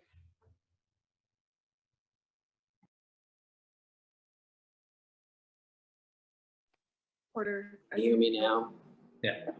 Sorry, our Logitech system is doing weird things. That's why I sometimes disappear. For some reason, it's just rebooting occasionally. And I had our IT group look at it and they thought it was just a loose wire, but I think it's worse. Anyway, nature of my world. All right, so this is actually really important and I'm glad to be reminded that not everybody may be up to speed on this. Hang on. So let me start with Americans for the Arts is a national advocacy group that started from many, many years ago, and I hate to admit it, but I'm old enough to remember this. Local arts agencies came together and created this national advocacy group, and in many ways related to what you guys are talking about locally, is how do we get the attention of these elected leaders and remind them of the values of the arts and all that kind of thing. Actually, it's interesting that the gentleman who leads this has been leading it for many, many years, Bob Lynch, is now showing up on various documentaries and things related to what the NEA is doing, what the government is doing, and that type of thing. They're a phenomenal resource, and actually I have connections here on that. Bear with me. So what I'm doing here is, hang on, let me share my screen because this is important and you guys have access to this. So I think Joshua points out, you know, you also are educators and that's sort of by default, each of you have that a power to share this information that we work really hard to make sure it's online and available for people. So here what I've done is I've gone to the city manager's office webpage and you can see there's economic development, communications, arts and culture. I go to arts and culture. And then there's the Cultural Arts Commission, Sister Cities, the Cultural Plan has its own thing. Final Fridays, which we're not as directly involved in the programmatic part, but that's there. And then the economic study. So Americans for the Arts started doing this many years ago. We participated in 2017. We paid a small fee to Americans for the Arts. And then I worked directly with them in doing a full-blown study, ultimately that culminated in this report for Douglas County, Kansas, and what is the economic prosperity and economic impact of the arts in Douglas County, Kansas. This was done, I mean, literally the arts commissioners at the time were attending events with clipboards and doing interviews. This was all statistically viable information, very methodical process. I worked with groups around Douglas County. It was a tremendous amount of work, but a great result. This is the full report, which is more than you want to see at this point. But basically it explains how the study works and that type of thing. And they have resources on the page. I'm trying to remember if there's a, here we go. No. Okay, here was the summary. Oh, darn it. Hang on, sorry. Story of my life here. Anyway, I can share this information, but basically the culmination was a lot of good information, which basically says when somebody attends an event in Lawrence, Kansas from a local situation, they're spending around $25 above and beyond ticket cost. So if I go to an event at the Lawrence Arts Center, chances are I'm spending money on parking. I may go out and have dinner. In some cases, if it's my child in some sort of performance, I may actually be going out and buying new clothes so I look really nice for that performance, et cetera, et cetera. It's all that tangential sort of impact. It also talks about the idea of how many volunteers work at Theater Lawrence, for instance, and that actually has an economic benefit to the city as well. So it looks at a pretty comprehensive view of the economic impact of arts in our community. So this is available here, and obviously there's different, oh, wait a minute, here's the summary, sorry. Hopefully this works. Yes. So here's the summary page, which really gives you the overview of the spending, which equates to $30 million a year. And if you look at this along with Michael Davidson's information from Explore Lawrence, it actually supports each other, and it shows that there really is a tremendous impact of the arts on here, as well as jobs. Here's the per person spending was $24 for somebody local, and for out of town people, it's $36. So this is available online for anybody that wants to check it out, and it's still there. I have not heard that usually they update this every 5 years. I don't know what their intention is coming forward. So sorry, that was probably more information, but hopefully that gives you what you're thinking about. This is Marlo. I think I was referencing that economic strategic plan that the city did, and where they referenced the arts and culture as being such a great economic driver. Yes. Yes. I'm sorry, I misunderstood. But it does tie back to this, which I think is really important, that the whole reason I wanted to do this was so that we in the arts and culture realm have a baseline of information, which we do, which I think helped inform that report. And you're right, that's an economic development thing. I can actually quickly go back to that. Hang on. So you guys know where to find this stuff, since you are educators as well. If I go back to that city manager page, here's economic development, and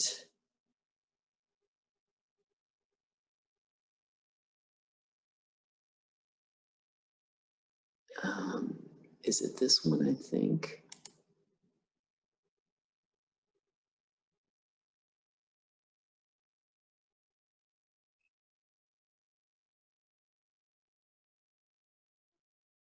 Sorry, I haven't looked at it in a while. I believe this is the one, the new report, right, Marlo? So this is online here, and they actually have a dedicated web page for this as well. And they had some great arts and culture specific things that they thought the city should be focusing on, because we're such a great selling point for the community, whether it's people coming in that would be living here as a result of a business being recruited here. But I just think there's some opportunity for leverage, and with new people on the commission, which may not have heard from us before, I think it would be really great to have a statement or something that could be communicated kind of in the same fashion as we did with the pandemic, when we were talking about the arts and culture organizations receiving some funding.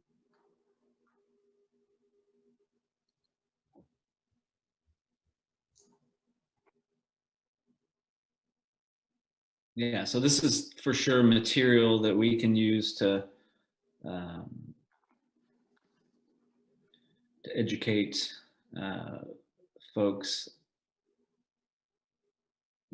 But to circle back maybe to what Sarah was saying, and then maybe in Porter as well. I mean, I think the how we promote this group, this body, and everything. I mean, I have in my notes the culture chat, which I agree is a great way to bring awareness. I was wondering when Marlo mentioned that report, I was thinking, and maybe it was presented with, or maybe it ties in with the reports that Michael gives us from Explore Lawrence, but I think our relationship with Explore Lawrence is another opportunity. You know, if we're sticking to our brainstorming here, I think our cooperation with them and so forth, we could leverage that for, you know, advertising, as we said, our group. Certainly, maybe more so than any other group in the city, their mission ties in with ours, right? I mean, And Michael always does a great job of showing up and giving us reports and so on and so forth. But maybe our interactions this year, because of the pandemic, last year, 2020, because of the pandemic, weren't quite so tied as they were. And I think that's something that we could focus on for 2021 to, again, with looking towards the ends of trying to bring awareness to what our mission is and what we're trying to do, and supporting arts and culture in Lawrence. So there's a few brainstorm ideas.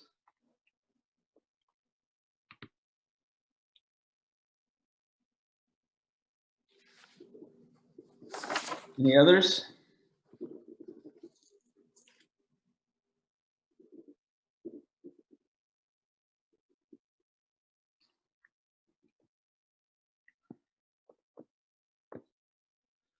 All right, well, speaking of culture chat, it's our next item. I had a thought, just since I'm the one who's driving the agenda, I had a thought that when someone was talking,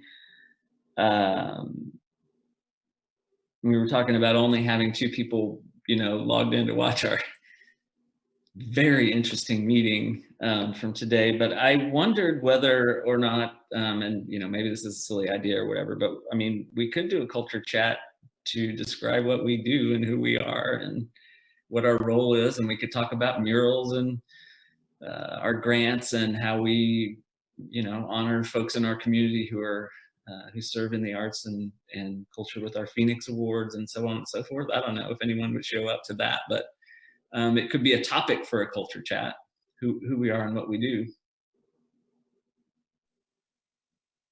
Jerry, I think that's actually brilliant because a lot of people don't know who we are or what we do.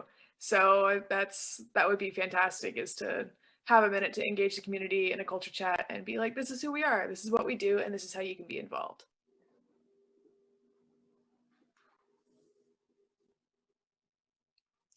And the good news is, because we are using this format, we can record these. And with Kurt's help behind me, who also does video production, create a video that could then be available to help explain the Art Commission.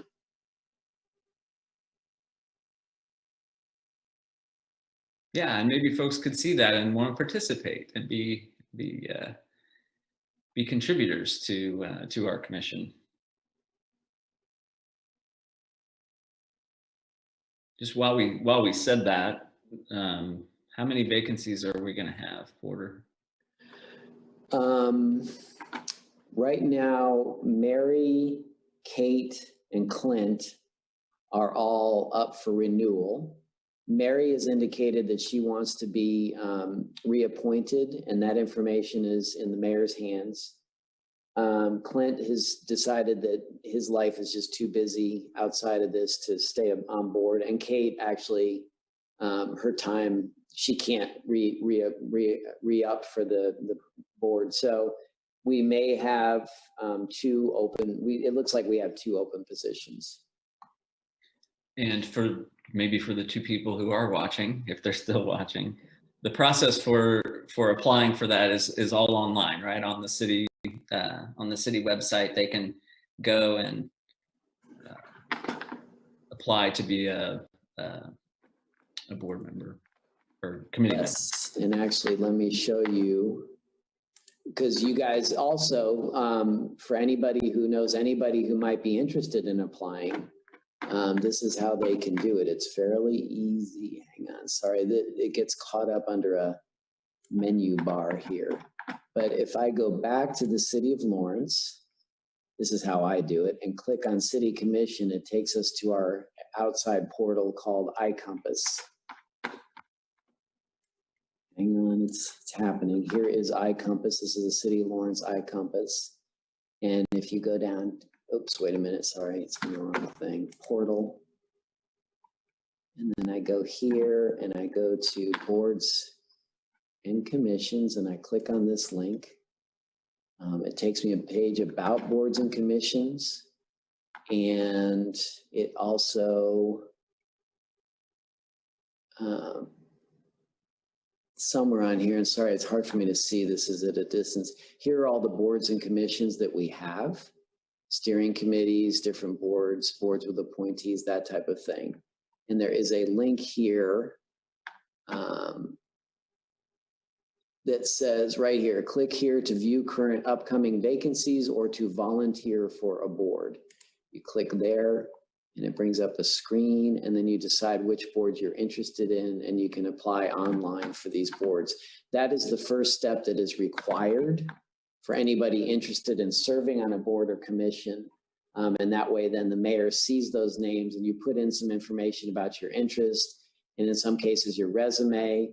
And then the mayor goes through that and decides which people from that. He usually calls those people and kind of does an interview, and then makes recommendations to the city commission as to who gets appointed to the boards. Thanks for that review. Appreciate it. So I think with respect to culture chat, looking at 2021, we should talk about things like frequency, how often we do it. Obviously, the number of topics we would want to line that up. I think in years where we've sort of done that in advance, pick the topics and stuff, I think we've been more successful than trying to make up a topic the month before or whatever. But we used to do them monthly, and maybe that's, I don't know. I'll just toss it out to the group. What do we think about for 2021? This is Jordan Martinez. I really like the idea of either monthly or bi-monthly meetings, just to keep momentum going. I think if we moved it to like quarterly meetings, that would give people enough time to focus on other things, not quite to forget that it's happening, but to kind of deprioritize and break up the excitement. So I think either monthly or bi-monthly meetings would probably be best. And we have a separate committee for that thing, don't we? Do we have I mean, I know we formed a sort of a group last fall to address the particular topic, or maybe it was the summer, I don't remember. But I'm not sure that is that a formal committee that we have? No, that was an ad hoc situation of a group of people got together, and Marlo, I think, was one of the leaders of that effort to put something together.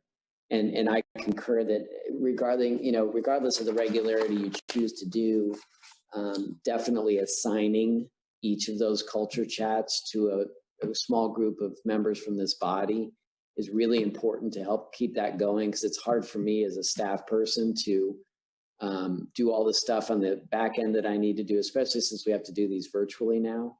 So I really need support from the board and some sort of committee level to determine what you want to talk about and how do we want to share that information and market the culture chat. Do we need to go through the full process and vote and everything to create a subcommittee for, if we choose to do that for this, are we required to do that?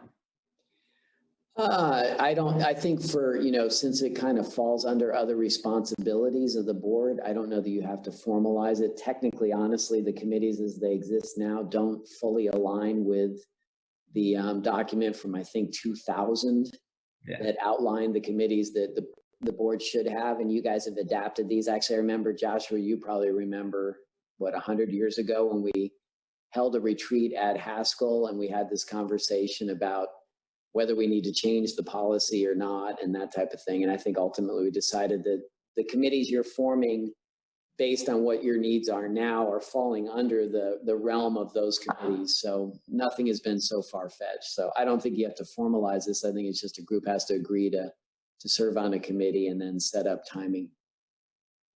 Okay.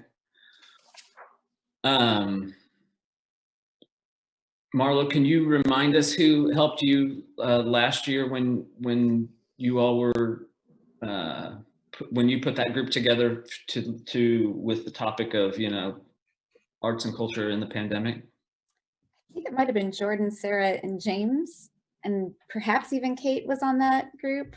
It's been a little while, so that seems to be my recollection.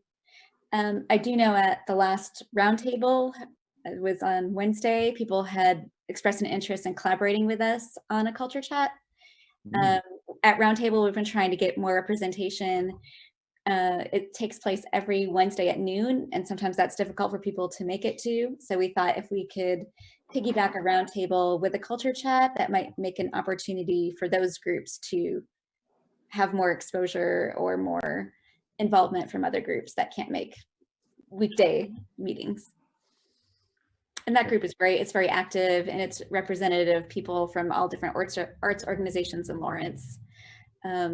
So having an evening opportunity, I think we did a Tuesday night for that one at 6:30 at that time, and it seemed pretty well because you could have your dinner and then you're relaxed at home, and I thought we had some great conversations that you wouldn't have Wednesday at noon, for example. Great. Because there was wine involved. I had wine. I don't know if anyone else did. Would one find that info on the roundtable on Explore Lawrence sort of website? Like if I wanted to. Yeah. We have a Facebook group, so it's just Lawrence I think it's just Lawrence Arts Roundtable, but I don't know that it's on the Explore Lawrence site. That's a really good question because Explore Lawrence organizes it, but I don't know if it's a public tourism facing thing or not. That's a good question. For those of us who aren't on Facebook, I miss out on a lot. There's also an email. If you email Kim Onspach at Explore Lawrence, she does a bi-weekly email where she'll give out the Zoom link. Thank you. I'll definitely have her add you to that. That's great, thanks. So can we just keep that band together? Everyone willing? Cool. If agreeable, Jerry, this is Porter O'Neill. I think it's a great idea. And I think what we did last time was, as a culture chat schedule develops over the course of the next year, if others want to join in on different topics, obviously it's not an exclusive committee, that others can certainly participate. Great. So we'll have this core group to make sure that it keeps rolling and people can pop in and out as topics or interests dictate. Sounds great.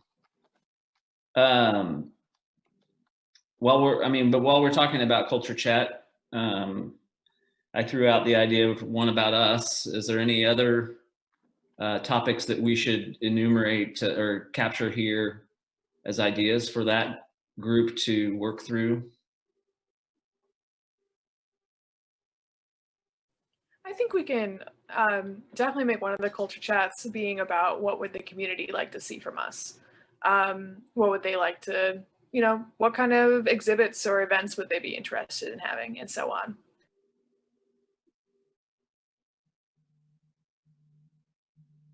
I like it.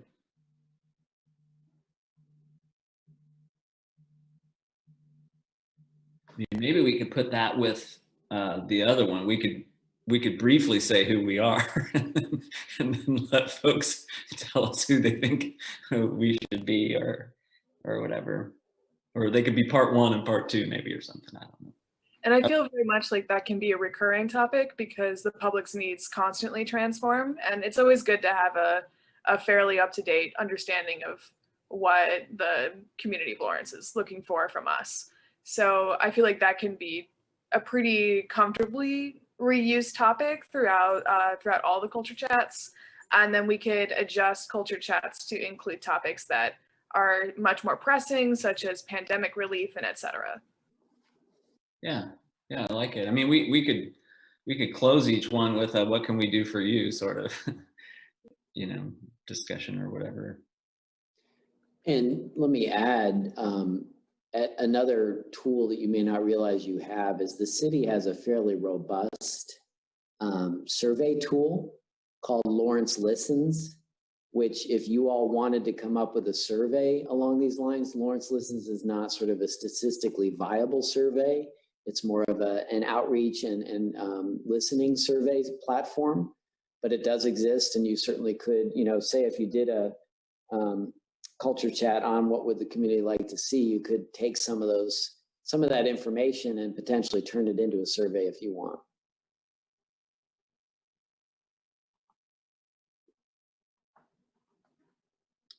That's great. That sounds like something we should do. And this, like, we could put the survey questions together, Porter, and then you could put us in touch with whoever does the Lawrence Listen thing, or is that something we can do ourselves? Or no, that's under my office, and Maureen, who works in my office, oversees that. And like I said, it's a pretty robust platform. What's nice about Lawrence Listens, if you're not familiar, is that it's immediate. So if you go in and put information in there, everybody can see what everybody else is saying.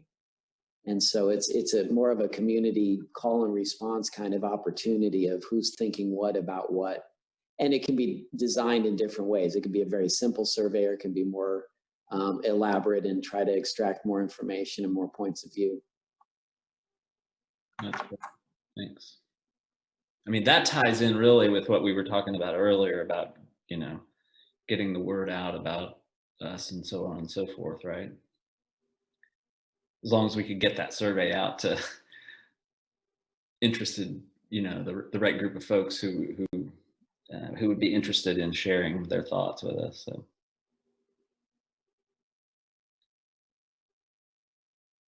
Any other topic ideas? This is Marla. One thing that's been on my mind is art in the outdoors. So as we're in pandemic, you know, we've been spending so much more time outdoors and thinking about sustainability and even that common grounds aspect with the ODSC. Are there some interesting, innovative ways that other people are doing it in other communities, and something that we might look at for Lawrence? I know with Free State Festival this year, we're going to be all outdoor, so drive-in movies and that kind of experiential open air type environments, and just thinking about how has the pandemic changed the way we experience art, or how we're connecting with our community in the environment. So I thought that could be an interesting angle. Marlo, this is Christina. I really like that idea too. And I keep thinking about Kate and her work with FLAT, or Friends of Lawrence Area Trails, and how she's been advocating for getting more art installations along the loop. So I think that would be a great opportunity to talk about some of those art in the outdoors issues. I love that. And it's like keeping us healthy, you know, if we're experiencing art as we're moving. That's an interesting idea versus us being captive and seated while we're so I love that. Yeah, I like the idea of opening up part of that for groups like that to come in and say, you know, 10 minutes, here's who we are, and here's how we touch the arts and culture and whatever. I mean,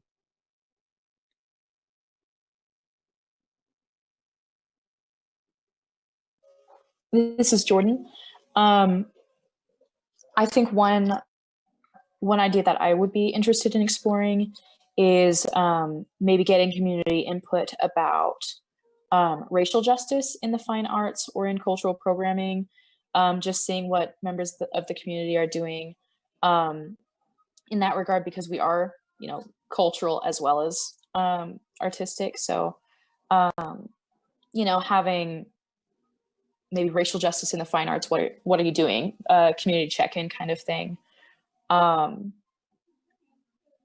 Or similarly, histories of Lawrence, Kansas programming. Like, is anyone in the community working on projects to explore Lawrence's lesser known histories, like the La Yarga project, that kind of thing?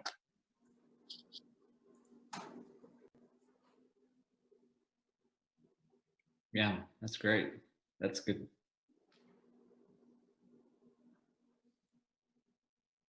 Would it, along those lines, this is Joshua. I was thinking when we were looking at the cultural plan, there was a lot about, you know, equity across all areas. And I think the arts are generally a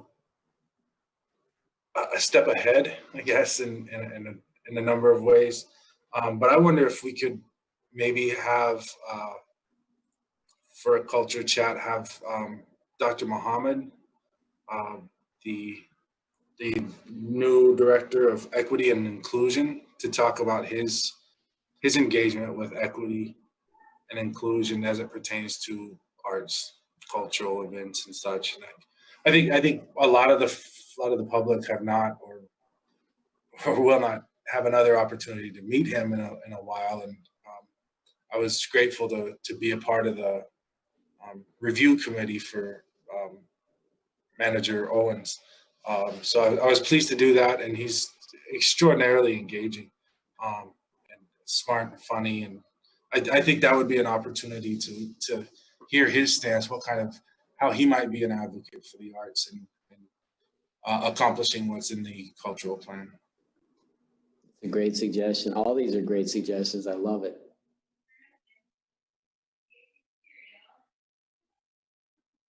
Any others? This is good stuff. I like it.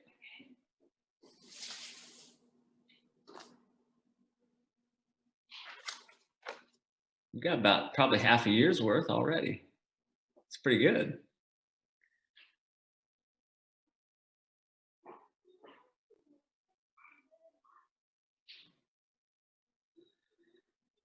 All right. So we've captured those, and look forward to hearing from that group of folks as we go from the committee folks that we talked about. I look forward to hearing from you guys as to what topics and everything we're going to do. Schedule wise, didn't we have there was a day for these, right? It was a something Tuesday of the month and at 4:30 or something.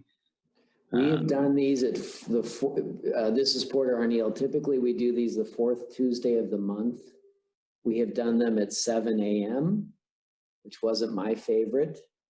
Although we had some interesting meetings. It was kind of fun to see who show up at 7 a.m. I brought coffee, that helped. And then I think we were more successful in the late afternoon. I think we started at 4:30 or 5. For a while, we met at the Lawrence Beer Company, and then we started moving around, and we had a great conversation with an architectural firm here in town, Clark Huseman. So we've done a variety of things. I think, one thing I would say is I appreciate the idea of meeting monthly. I have found that that's a little more challenging than realistic. So I would say maybe every other month might be wiser. From my biased perspective, if this committee could sort of take these topics and develop a schedule for the year, since we're already into the year too, that would probably be good. And then work backwards to make sure we decide what topics in what order, and to be realistic in how do we want to implement these. I think bi-monthly is also highly effective in the sense that it gives us the time to process and recognize what is coming out of these culture chats, so that we have time to actually act on what's going on, and we can come back to the next one saying, here's what we have done, or, at least we have more time to discuss, since we also only meet monthly. I think bi-monthly is kind of the perfect medium. Yeah, I would agree. That gives us a meeting in between to chew on the stuff and plan for the next ones. I like that a lot. And make sure we get the word out, and that all of you have what you need to share this information with your friends and cohorts and that kind of thing. Absolutely. Good. So maybe you all can report to us in the February meeting. We'll put that on the agenda. Sweet.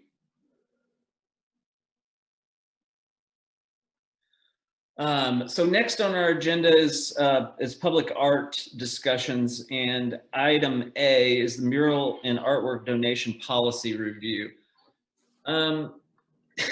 So I clicked on this link, Porter, and it sent me to the donation document which is fine. You know, it was written in 2001, and it did not go to the mural policy. But I was just wondering what it is that we have to discuss. Maybe I've just forgotten. I was certainly involved in drafting the mural policy. I don't know much about the donation policy. I know what I did. I linked the wrong. That's the art donation policy, and you're talking about the mural policy. Yeah, I mean, the mural policy was updated not all that long ago. Yeah, I think it works, and I like the improvements that we made where we have more of a contractual agreement and understanding with the artist or the you know, the sponsor of the mural, what's going to happen to it in perpetuity and who owns what and all of that kind of stuff. And I thought we got that cleared up fairly well.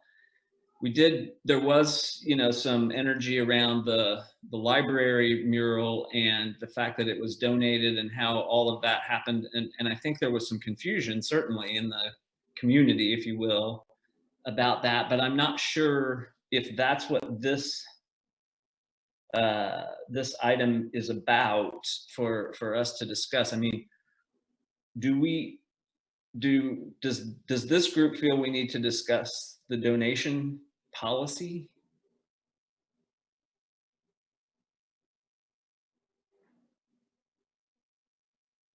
I mean, we can look at it. I'm happy that we can bring it up and go through. I don't know if I'm having a, you know, middle-aged moment and not remembering what we were gonna.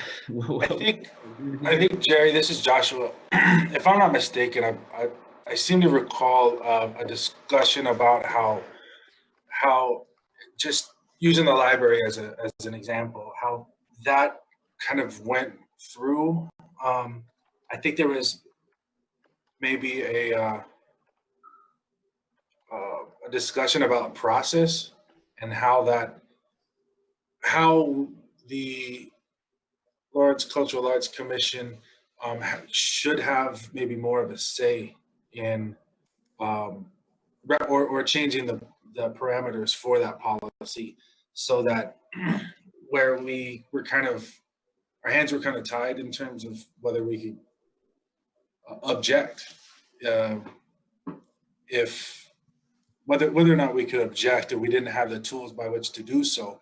And I think that was part of the conversation, especially as it relates to Mary Doveton's thoughts about city property and architecture as art. Right. And we had maybe some say so or some mechanism by which we would be able to evaluate all those factors and make some determination that of appropriateness or something to that effect. Right. So, you know, I'm happy to and would be interested to hear everyone's thoughts. But I mean, in that case, we were asked to carry out our, you know, our job with respect to that mural, and we in the end followed the policy, and we made a recommendation to recommend to the city commission that they approve it. And now there were things that happened, I think, sort of out of order, maybe, not with respect to our group, but, and Porter probably remembers better than I do. But the thing is that, and I remember saying this at the end of that meeting, I mean, the group that was sponsoring that mural did what we asked them to do. And so, again, if there is a deficiency in the mural policy specifically, or in the artwork donation policy, and I don't know, but the artwork donation policy, I mean, I expect a recommendation from us is part of that policy. I'm happy to review it and everything. I just don't know what those specific objections or deficiencies in those things are. There was a deficiency in the mural policy prior to us. I don't remember what year it was,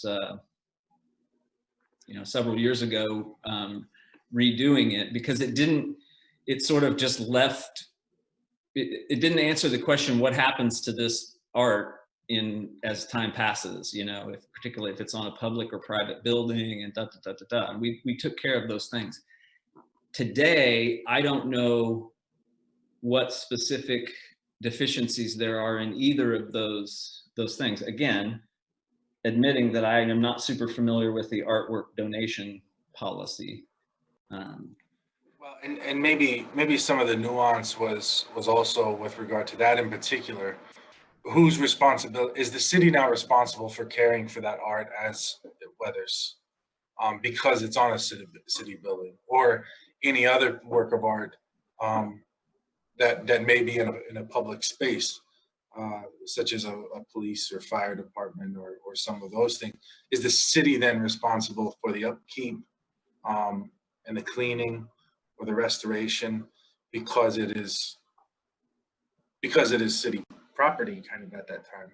Right. I mean, that Porter can speak to this way better than me, but I mean, that I think falls on Parks and Rec. And this is the policy Jerry's pointing out. I just want to bring it to attention. It was updated on March 11, 2015. So it's not, and that was an extensive process too, right, Jerry? yes. That was a lot of work. And it had a lot of community involvement in fact, there were on that group that put all that together, there were only 2 Arts Commission members. There were muralists, there were artists from the community, and we met 15 times probably, and really went through this. And Porter had some excellent contributions with the contract part, I think, from prior experience that you had. And I think that really shored the thing up as far as, not contract, but agreement, between so that people know what was supposed to happen to things as time passes. To ensure, because I think one thing that gets confused with this is much depends on where the artist is proposing that they're going to put a mural. Is it private property? Is it public property? The case of the library was somewhat unique because I think most people don't realize that is a city building, as is the Arts Center. Honestly, this stuff, from my experience, gets into, who's responsible for long-term maintenance and who's going to cover that cost. There's free speech issues in these things too. So if somebody comes and, let's say, puts graffiti over the library mural, who's responsible to take care of that and cover the costs? All these things potentially have costs. So I always want to make sure everybody goes in with eyes open, and hence we put this very solid agreement together that ideally an artist would take this to whoever the building owner is or property owner is, to make sure everybody understands this is the circumstance. And there's been some pretty severe lawsuits related to the mural issue and what's called the Artist Visual Rights Act. So in other words, if an artist puts out an artwork, they have a certain amount of legal recourse to protect their artwork, as long as it was done in a legal fashion. That, a graffiti artist doesn't have that. You see what Banksy is doing. He's actually challenging that in a unique way, which is part of what he does. Anyway, so then the other thing you're talking about is, and these are all on our public art page, but if you scroll down, what I just showed you was the mural review criteria, which relates to resolution number 7140. And then there's the donated art guidelines, which is somewhat dated. It's March 6, 2001. And this is, I think, this is an administrative policy. So this was actually done internally. So if anybody wanted to revisit this and take a look at it, I'm not sure, it's very difficult in these things to try to anticipate every circumstance. And I think that's sort of what played out with the library mural. There were several things that happened in the wrong order that were beyond our ability to control. And that's part of where it got somewhat confusing and became somewhat contentious, in that ultimately the Art Commission had the say on as to whether or not this should be on the library, but then the City Commission had the final say. So, yeah, I don't know. I think that we should definitely look towards updating this year the donated art guidelines. It's 20 years old. It's a lot has happened, and I think that we can utilize the culture plan and what we are doing as the LCAC in prioritizing diversity and inclusion and intersectionality and equity. We can utilize those. So I think at the very least, we should put it towards a committee for the culture that's already, evaluating the LCAC for the culture plan, to also reevaluate the donated art guidelines and make sure that they're still prioritizing a lot of the parts of the culture plan as well.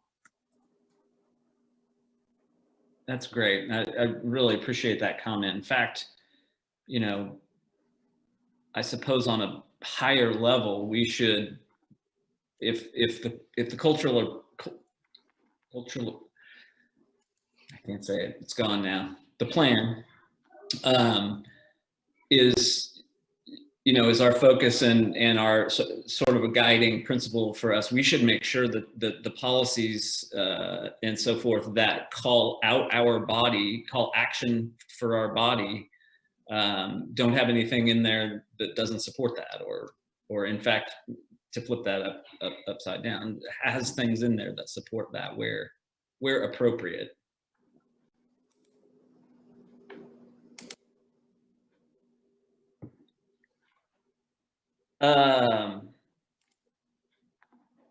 So do we want to dig into that document, or do we want to set up a committee of folks to sort of review that? Or I think there was a suggestion that the plan folks could also review those things.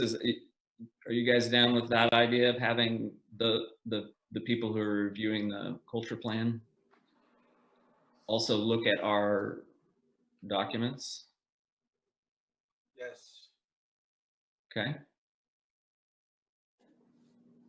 Because we have 40 minutes now. Speaking of time, I could use a 5 or 10 minute break. If anybody else is down with that. All right. Yay. So can we say 3:30? Is that too quick? I think that's good. Great. See you all in a few minutes.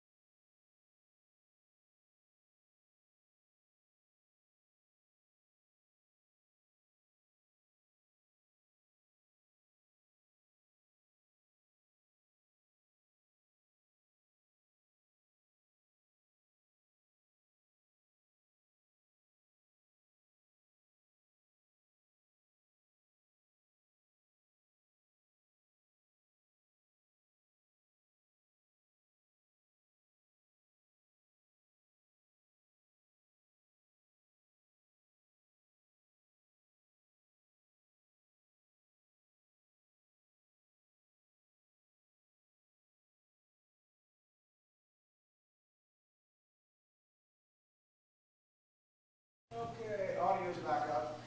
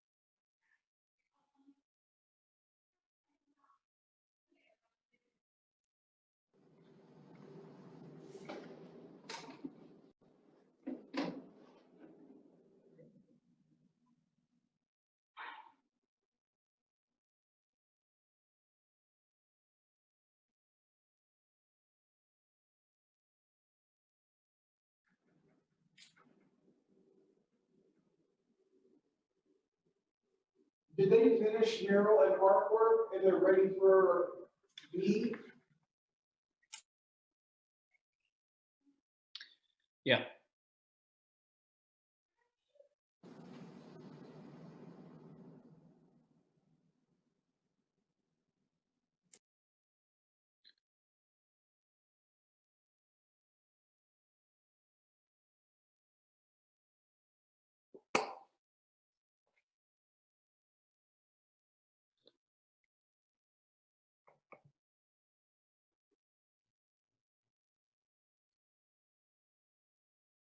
Give Joshua a second here.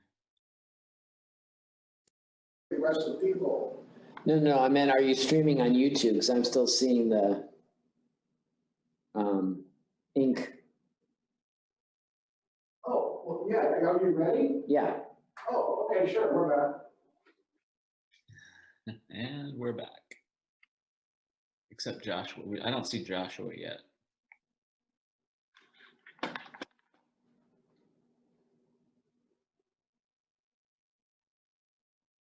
He's still logged into the meeting, but he hasn't turned his camera back on.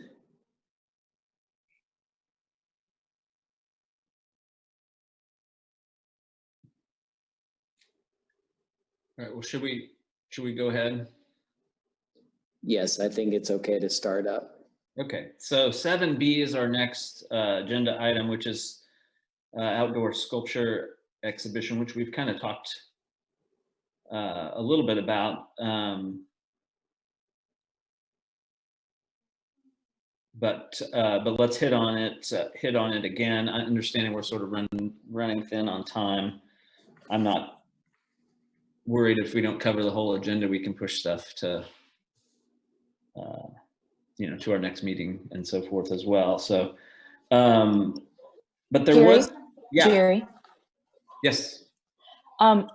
Sarah and I did have a miscellaneous order of business that we wanted to cover in this meeting since we're consolidating January in our retreat.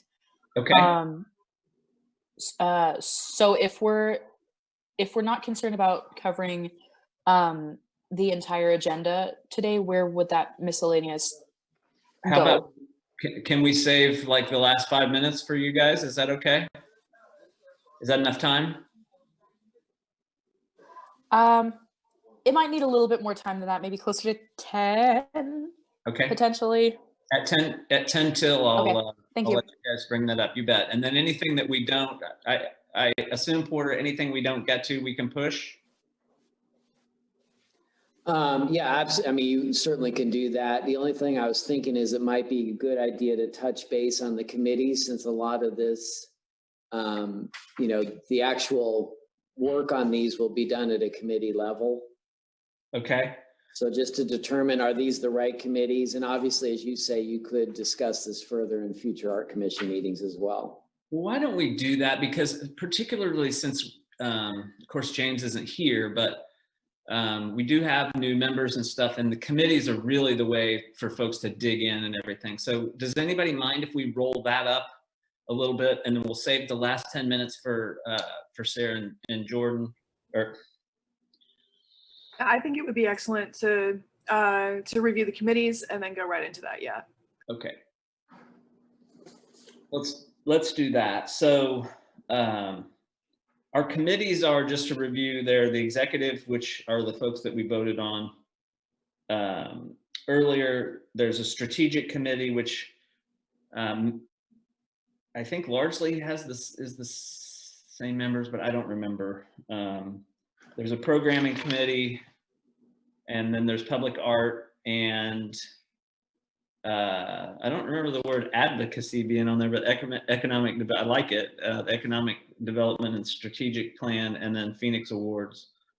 And I'm going to add, just for our collective memory, culture chat, since there is now sort of a culture chat committee, just so we don't ignore that or forget it.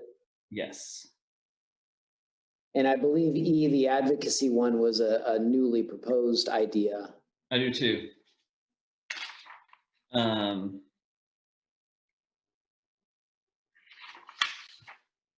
mean, this is historically, people just volunteer, right? Say, I want to be on that committee. I want to be on that. We do have to have there has to be somebody to lead the committees.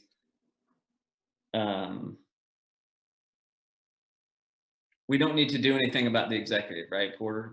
That's done.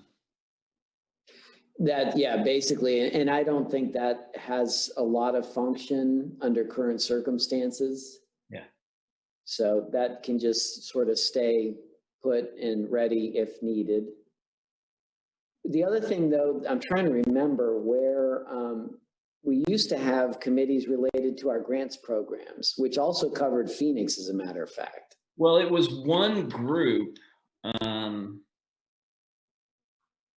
but we kind of split that. We kind of split that out when the Phoenix Award thing became I don't know if that was the driver for it, but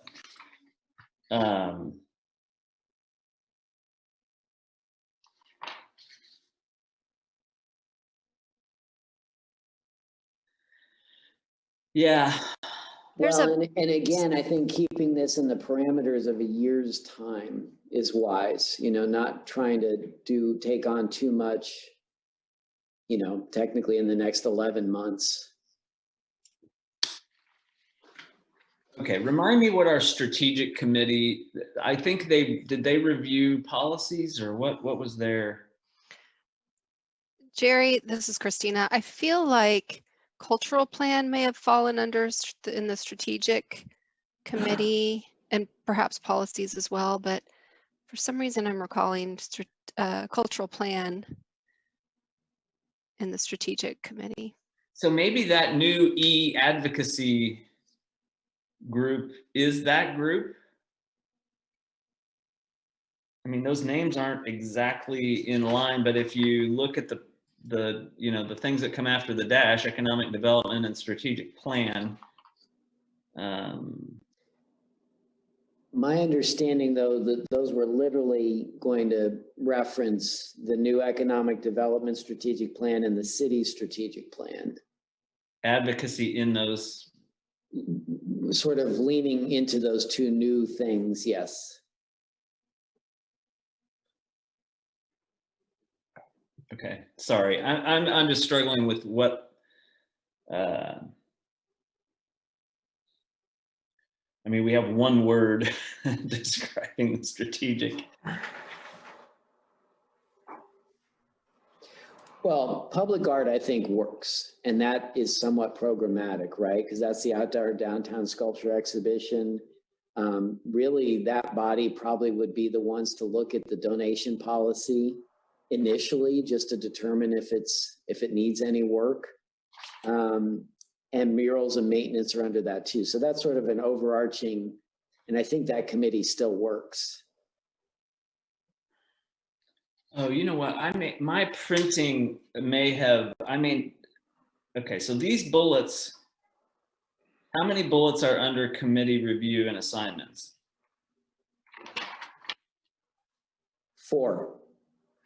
Okay, so and then there's 2 letters. Phoenix Awards, those are different. Those are another level. Okay. Those were topics, yes. Sorry. Okay.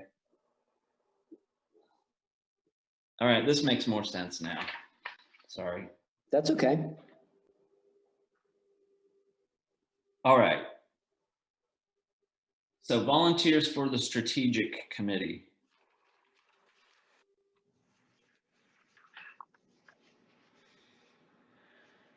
Is this also the advocacy committee? Is that where that got lumped in? I don't think that's happened, but I think that has good logic. If it did, I would be interested in that.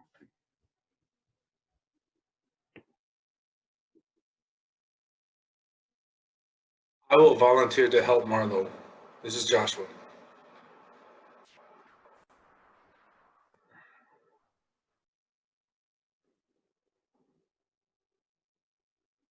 Any others? This is the one that involves the cultural plan, right?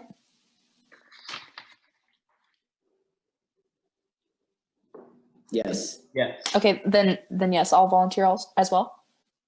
I would also volunteer. All right. Ran out of people for the other committees. Now, I have to do some double duty.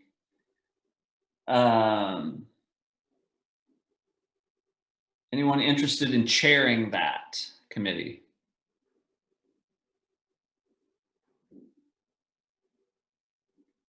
Arlo. Happy to do that. Great. All right, programming committee. Remind me what would be under programming. I think that relates more to all the programs that aren't under public art, like the Phoenix Awards, the grant program. Would culture chat fall into that category as well? I think it could, yeah, makes sense.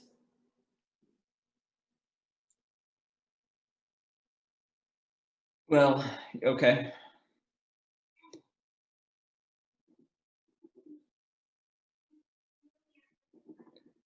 I see a problem brewing there, but we can do that. All right. Any volunteers for that? I'll volunteer myself for that one.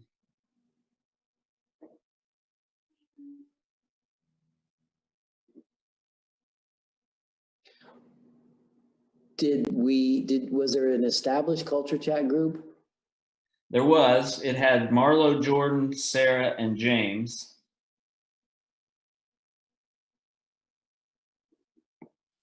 So would that be just getting absorbed into the program committee then?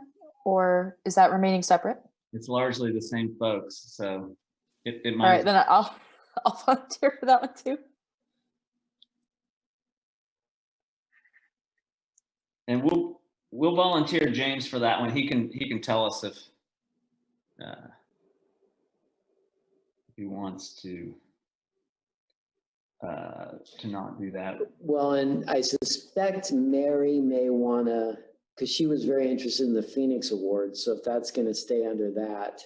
It'd be great to have her it'd be great to have her. So I'll just note her name. And obviously when we have new members, this is an evolutionary process.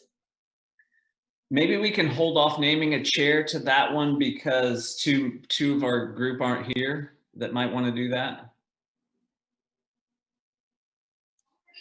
Okay. And then Public Art Committee. I've been on that committee, so I'm happy to continue.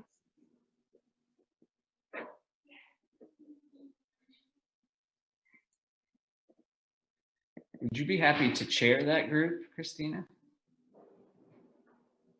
Yes, I'll chair. Great. We'll put my name on that one as well. Anyone else?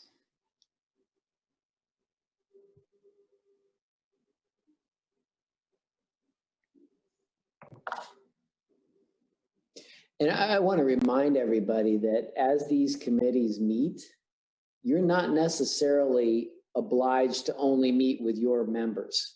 So Christina, I'm thinking with you, obviously if there was an artist or somebody from the Spencer staff or arts, there's no lock on that. So you can have other people contribute to the committee as well.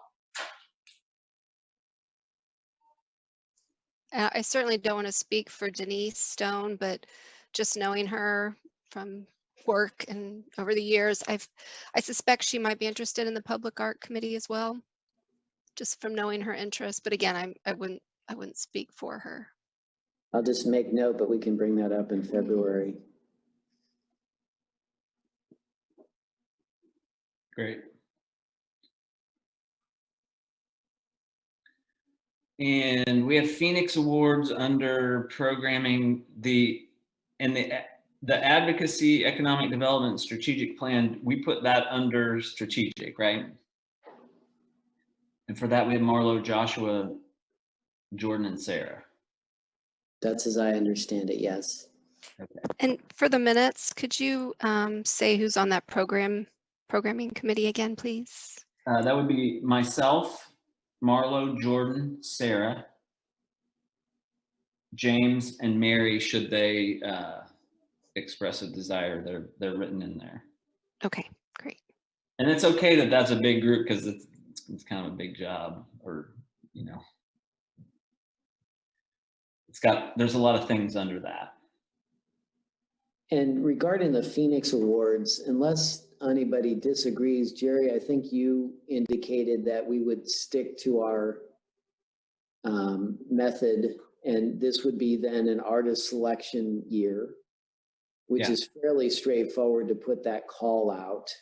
But I certainly would take what we've used in years past and run it through the Public Art Committee to make sure that it's covering everything we want it to cover at this point, as far as inviting artists to the Phoenix, to creating a Phoenix Award. But it sounds like that's fairly straightforward. We're not doing anything with the program itself. We're just implementing that phase. Right. We need to get the artist identified and the work approved or whatever. Maybe not even that, if we took a little while. I don't think we're not under a big deadline, other than the fact that we need to get the artist selected and the money spent. Correct. Okay. That simplifies that. That then would pull under the Public Art Committee, but isn't a ginormous project per se. And not on any sort of strict deadline, other than, yes, getting an artist selected before the end of the year. Artist or artists.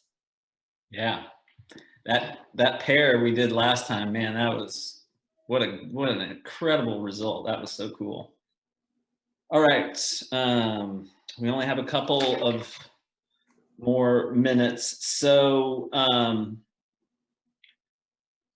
yeah, so I guess we'll table the rest of this to our February meeting. Well, we still have 2 minutes. One thing I think we could do on the outdoor sculpture exhibit is just touch on this idea of splitting the 10 into 5 and 5, where 5 were sculpture and 5 were other, whatever. Anybody against that idea? Yeah, I like that. So let's try to, as that group, goes to put all that together, let's keep in mind we want to support things other than sculpture for that, and by identifying that we split it 5 and 5, that's our way of doing that. I think just one side note. This is Joshua. I think some of my concern, until that name is changed, is that we're still going to have overwhelmingly sculpture, and maybe not as many other. And so I certainly wouldn't want to deprive, say, in any given cycle. I don't want to set aside money, 5,000 for other, and we only get a couple of applications for a small amount. I'd still like that money to be spent on sculpture too, if there's a lack of applications or something. I gotcha. If you only got 3, you'd want to go ahead and do 2 more, award 2 more sculptures. Well, and that's what I foresee as a possibility. But I also later, if for some reason we have a lack of sculpture applications, then I would like the other then to have access to. But I think the even split is a good meeting spot So with we the should- language that distinguishes that we're not going to deprive anybody of I like money it. should that just sit there. I like it. We shoot for 5 and 5, and we're agile. If we get a lower number of one versus the other, we can pivot. I like that. Okay. All right. It's 10 till. We have a miscellaneous item, and I'll turn it over to you all. Thank you. This is Jordan Martinez speaking. Sarah Curry and I have been spending the past 2 days working on this project. So obviously, you know, this week we experienced an act of domestic terrorism that garnered global attention at the U.S. Capitol in Washington, D.C., and, you know, simultaneously planned and coordinated demonstrations across the state capitals across the nation. And the fact that the violence of the DC event resulted in the destruction and looting of the Capitol building and some of our most prized American cultural and artistic artifacts, not to mention the building itself, but even more importantly and tragically, the deaths of 4 Americans. We both thought that it was important that we take a little bit of time during this meeting to discuss that, specifically because we've both noticed that our community is currently looking towards its local government officials to provide reassurance and let them know that we value everyone in this city, and that we represent and serve everyone in this city, and that we won't tolerate violence, and especially not white supremacist violence. As an advisory board, we thought that we could do our part by committing to confront white supremacist ideals and speak out against incidents that happen in Lawrence. We can make public statements and officially recommend the City Commission also denounce white supremacy. We can also officially recommend that the City Commission commit to developing identifying criteria and action plans to rapidly respond to white supremacist threats in our city so they don't escalate violently like they did last Wednesday. And the reason we believe that this is an LCAC issue is because our job of enriching the cultural environment of Lawrence can't happen if we allow white supremacists to terrorize creative people of color or just the people of Lawrence.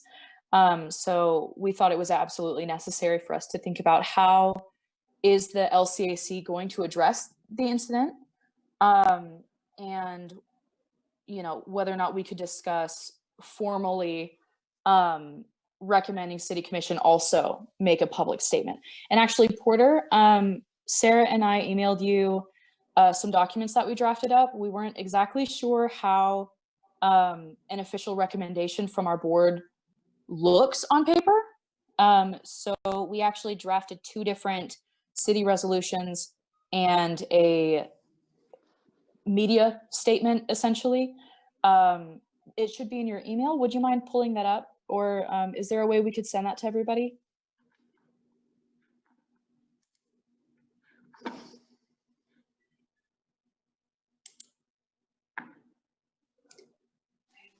It's a little tricky because I'm not at my desk. So I'm on a different computer. And so it's, let me think. I think I can forward it. Bear with me here just a second. Okay. Forward. So I'm just going to forward it to this group. And hang on, I'm thinking about Open Meetings Acts. So let me explain where my brain is, and I'm not saying this right, but this was not on our agenda today. And you guys are introducing new information to be considered, which isn't publicly available. Okay. I just want to be mindful, and I want to speak this so that we can do that. I think it's okay if you explain what you did. I think reviewing the documents before everybody understands exactly the context. I just want to be really cautious, and I hope everybody understands that. I'm not disagreeing with what you're doing. This is unexpected. So, Definitely. And like I said, Sarah and I were a little unsure of what exactly the proper protocol for this kind of thing is, just because it is so unprecedented. So I can pull up. I think that would be better is if And you we can share can- your screen, which you should be able to do since you're bringing this information. Can you do that? Not quite, Sarah. Can you do that on your computer? It should be on your email as well. I am about to do it right now. Thank you so much. Porter, should I be describing this as they're pulling that up? Yeah, you can continue since we have limited time. Yeah. Yeah, okay, thank you. So, like I said, we weren't quite sure whether or not we needed to present a formal resolution to propose and be recognized by the City Commission. So we drafted one resolution that is based off of Resolution 7071, I think. Basically saying that we can acknowledge that white supremacy is a danger to our community and it presents a real and imminent danger, and that we acknowledge that the riots that happened on Wednesday resulted in tragic loss of life, and also property damage and damage to artifacts and artistic and cultural pieces that are irreplaceable, and that, you know, the state capitol demonstrations that happened on the same day and which were coordinated online by these same organizations who coordinated the DC Capitol attack, are indicative that this issue of white supremacist terrorism, as I know many media outlets have labeled this event as a domestic terrorist attack, that this can slip into local issues quite easily. So the first resolution is basically we acknowledge that the things that happened on Wednesday are unacceptable, and we resolve to formally denounce them and condemn that actions and say we don't support white supremacy, which I think is easy enough to agree about. And then the last resolution on the is that we urge City Commission to also make a public declaration that they condemn white supremacy and, you know, the domestic terrorism. Sarah, how are we doing on those documents? I'm searching for them in my email right now. I'm almost. Gotcha. So this, yeah. Jordan, if I may, this is Porter O'Neill. I sincerely appreciate what you've done. I'm a little caught off guard just because it's I was preparing for this overall meeting. So Sarah, I don't know if you need to pull it up, because I think we have to take a little bit of a step back and think about the role of the Art Commission. And the other thing I'm immediately thinking is, I know you guys are reacting to a recent circumstance, that what happened in DC and what I'm understanding in Topeka. A resolution comes from the City Commission. So Okay. it's not in our purview to be writing resolutions. So I think I can kind of take that off the table right there. Again, I so appreciate what you've done. I hear your passion, and I too have strong feelings about what's occurred. But a resolution really isn't something that the Cultural Arts Commission is tasked to drive up to the City Commission. That's something the City Commission chooses to do. Go ahead.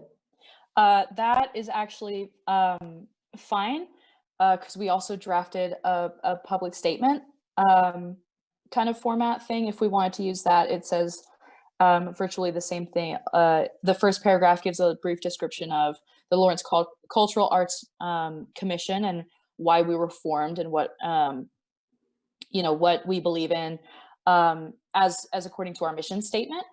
The second is acknowledging that, again, that the events of Wednesday were inappropriate, and that we don't support it.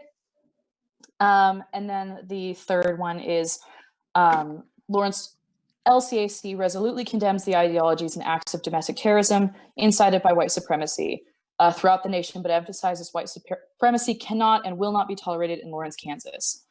And then it ends with Lawrence Cultural Arts Commission has been and will continue to be dedicated to enriching the cultural and artistic community in Lawrence. And that's in a public release format. Can I just want to make a quick comment. You know, I appreciate the work done to link these, like our role and what we do to the recent tragedies and horrors, really. And I think it's important if we can't maybe necessarily compel a city, but if we could release a statement as the LCAC, but linking it, I think, directly to who we are and what we're about. I think there's a lot of those actions that do diminish the creativity, the identities, the artistic expression that artists present, and those sorts of actions deter the kind of freedom that we want our artists to have, I think. And I think there's some language, I think, that that we can find that expresses that and does draw those links very strongly. And I think some of that language, some of the language of the cultural plan runs exactly and explicitly contrary to what happened in DC and in the state capitals just this week. And I think reinforcing our commitment to that cultural plan and the language used there can certainly draw that connection about equity and inclusion and listening to one another, and how the city operates and how it should operate in a way that ensures that artists are able to create freely and without threat to their safety and well-being. I can imagine something like that being something we can put forward, perhaps. Mm-hmm. If we want to if we're going to have a cultural chat to let the community know who the LCAC is, this is probably a step in the right direction on how those things impact the arts community here and how we're committed to stepping up to such issues. And here's who we are and here's what we stand for. And the city can do what they want to with it or not. I think a great question is that we are an advisory board, and we, in that sense, advise the city commission. And so I know that Jordan was also wondering, how can we use that platform as the LCAC to do more than just release an LCAC statement? Because I mean, the actions that happened on Wednesday are indicative of a much more substantial problem within the United States, and are an active threat to the people of Lawrence, Kansas, and an active threat to the cultural aspects of Lawrence. I mean, it is incredibly vital to the LCAC that we condemn white supremacy. But how can we, in our position as an advisory board, also go forth and advise the city commission that this is our position, and you know, advise them that they should make a statement as well?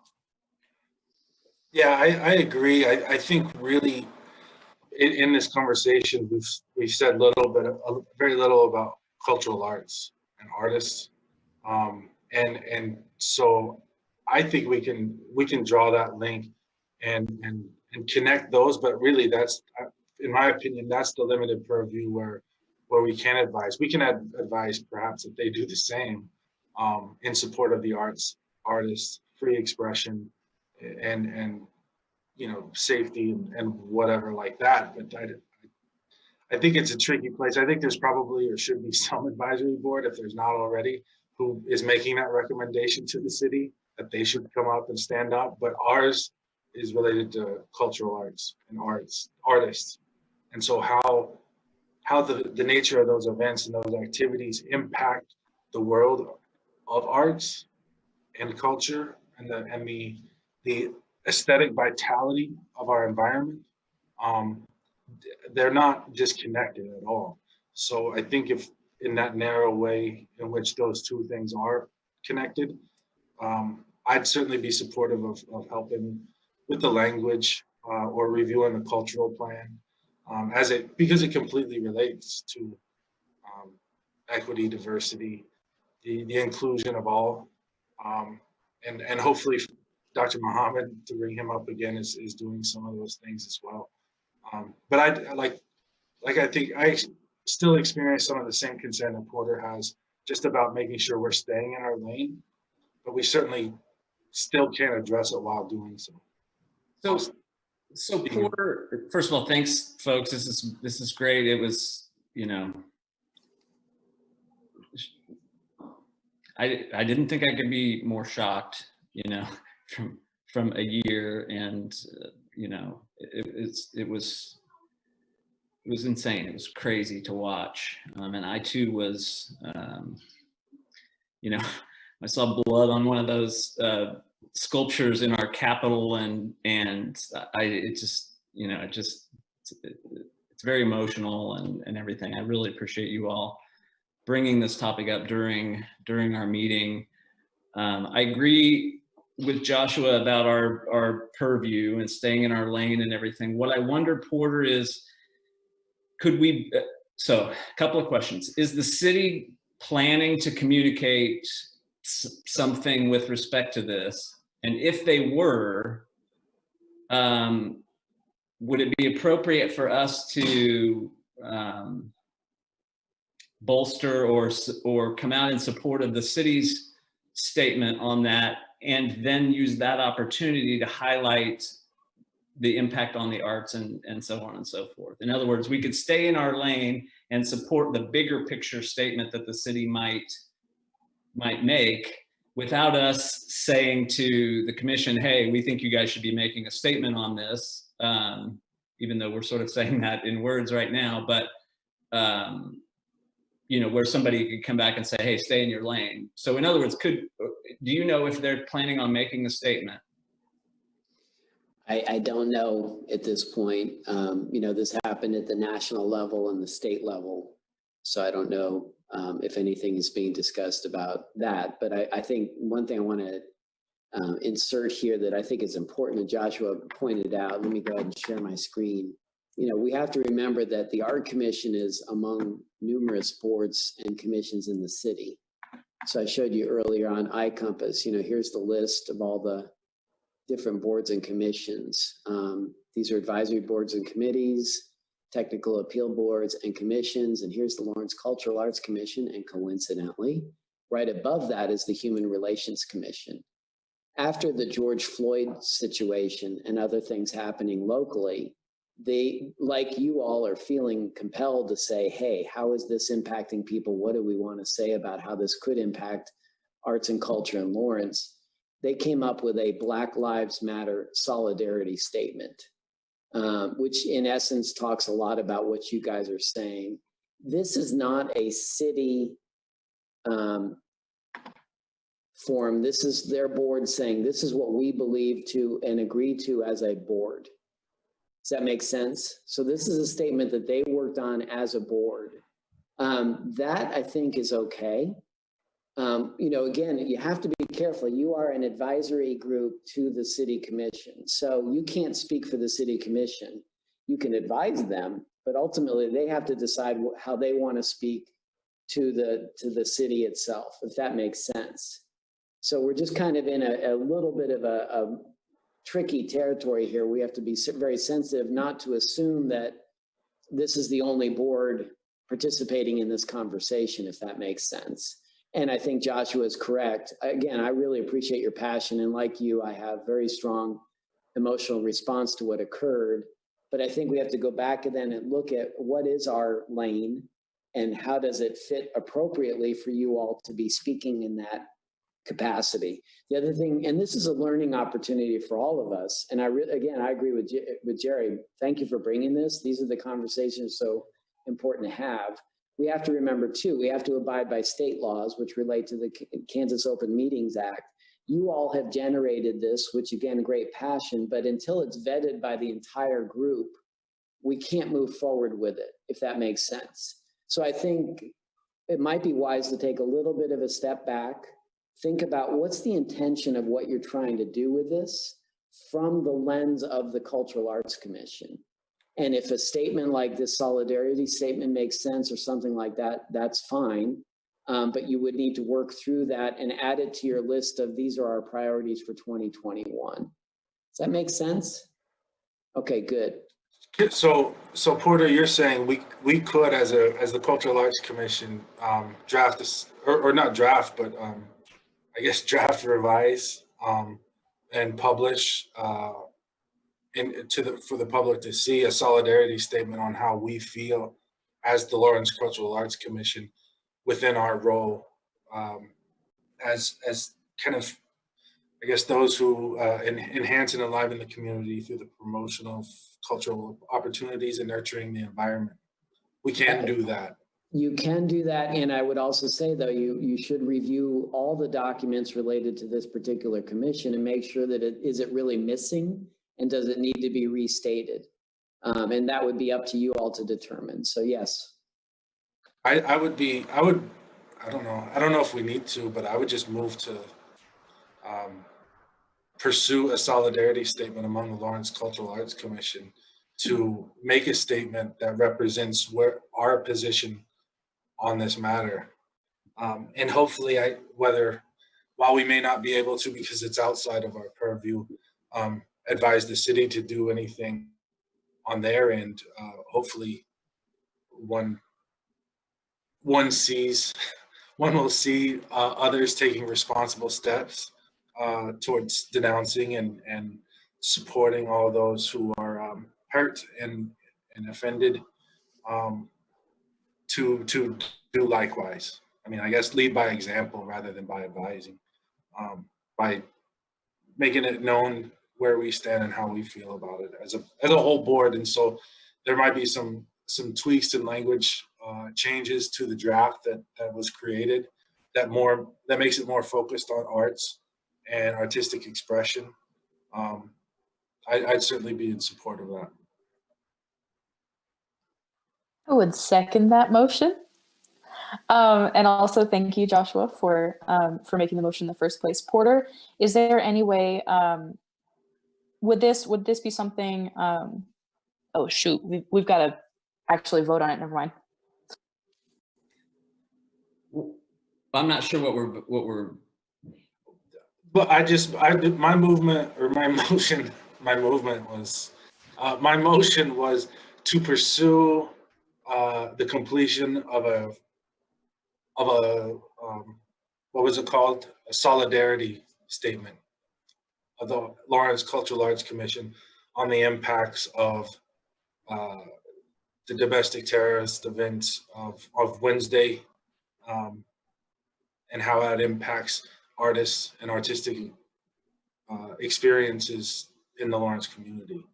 So we can't see a draft, because of some of the guidelines that prevent us from sharing those things.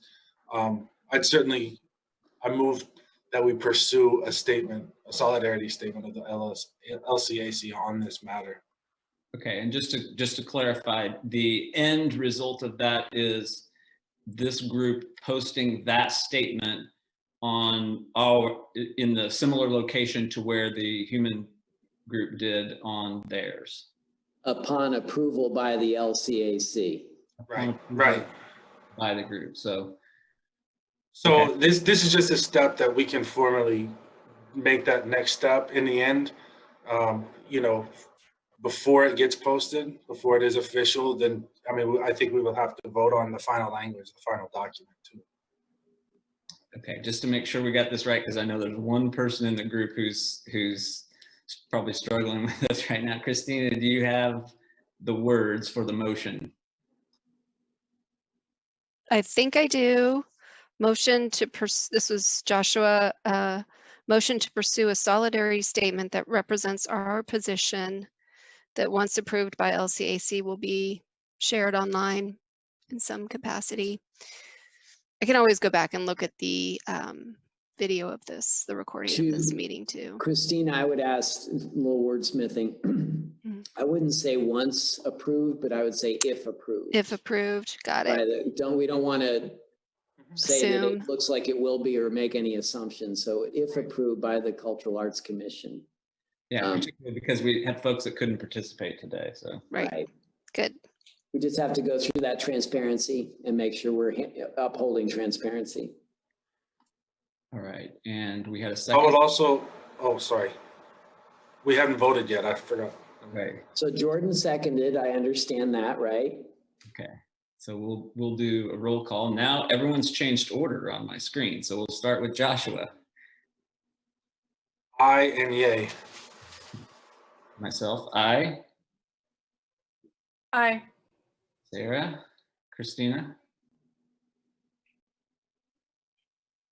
Aye. Marlo, Aye. and Jordan. Aye. Okay, so motion passes unanimously. Great. I do also finally just want to thank Jordan and Sarah for bringing this up. It wasn't on our agenda. Probably wasn't going to be on our agenda without you two bringing it forward. So thank you. All right, we're over our time. So we don't need a motion to push this stuff to the next meeting, right? Okay, so I would entertain. Unless anyone has anything else for us to cover today, I would entertain a motion for us to adjourn. I move to adjourn. Yeah. Can we do show of hands on this one? All in favor?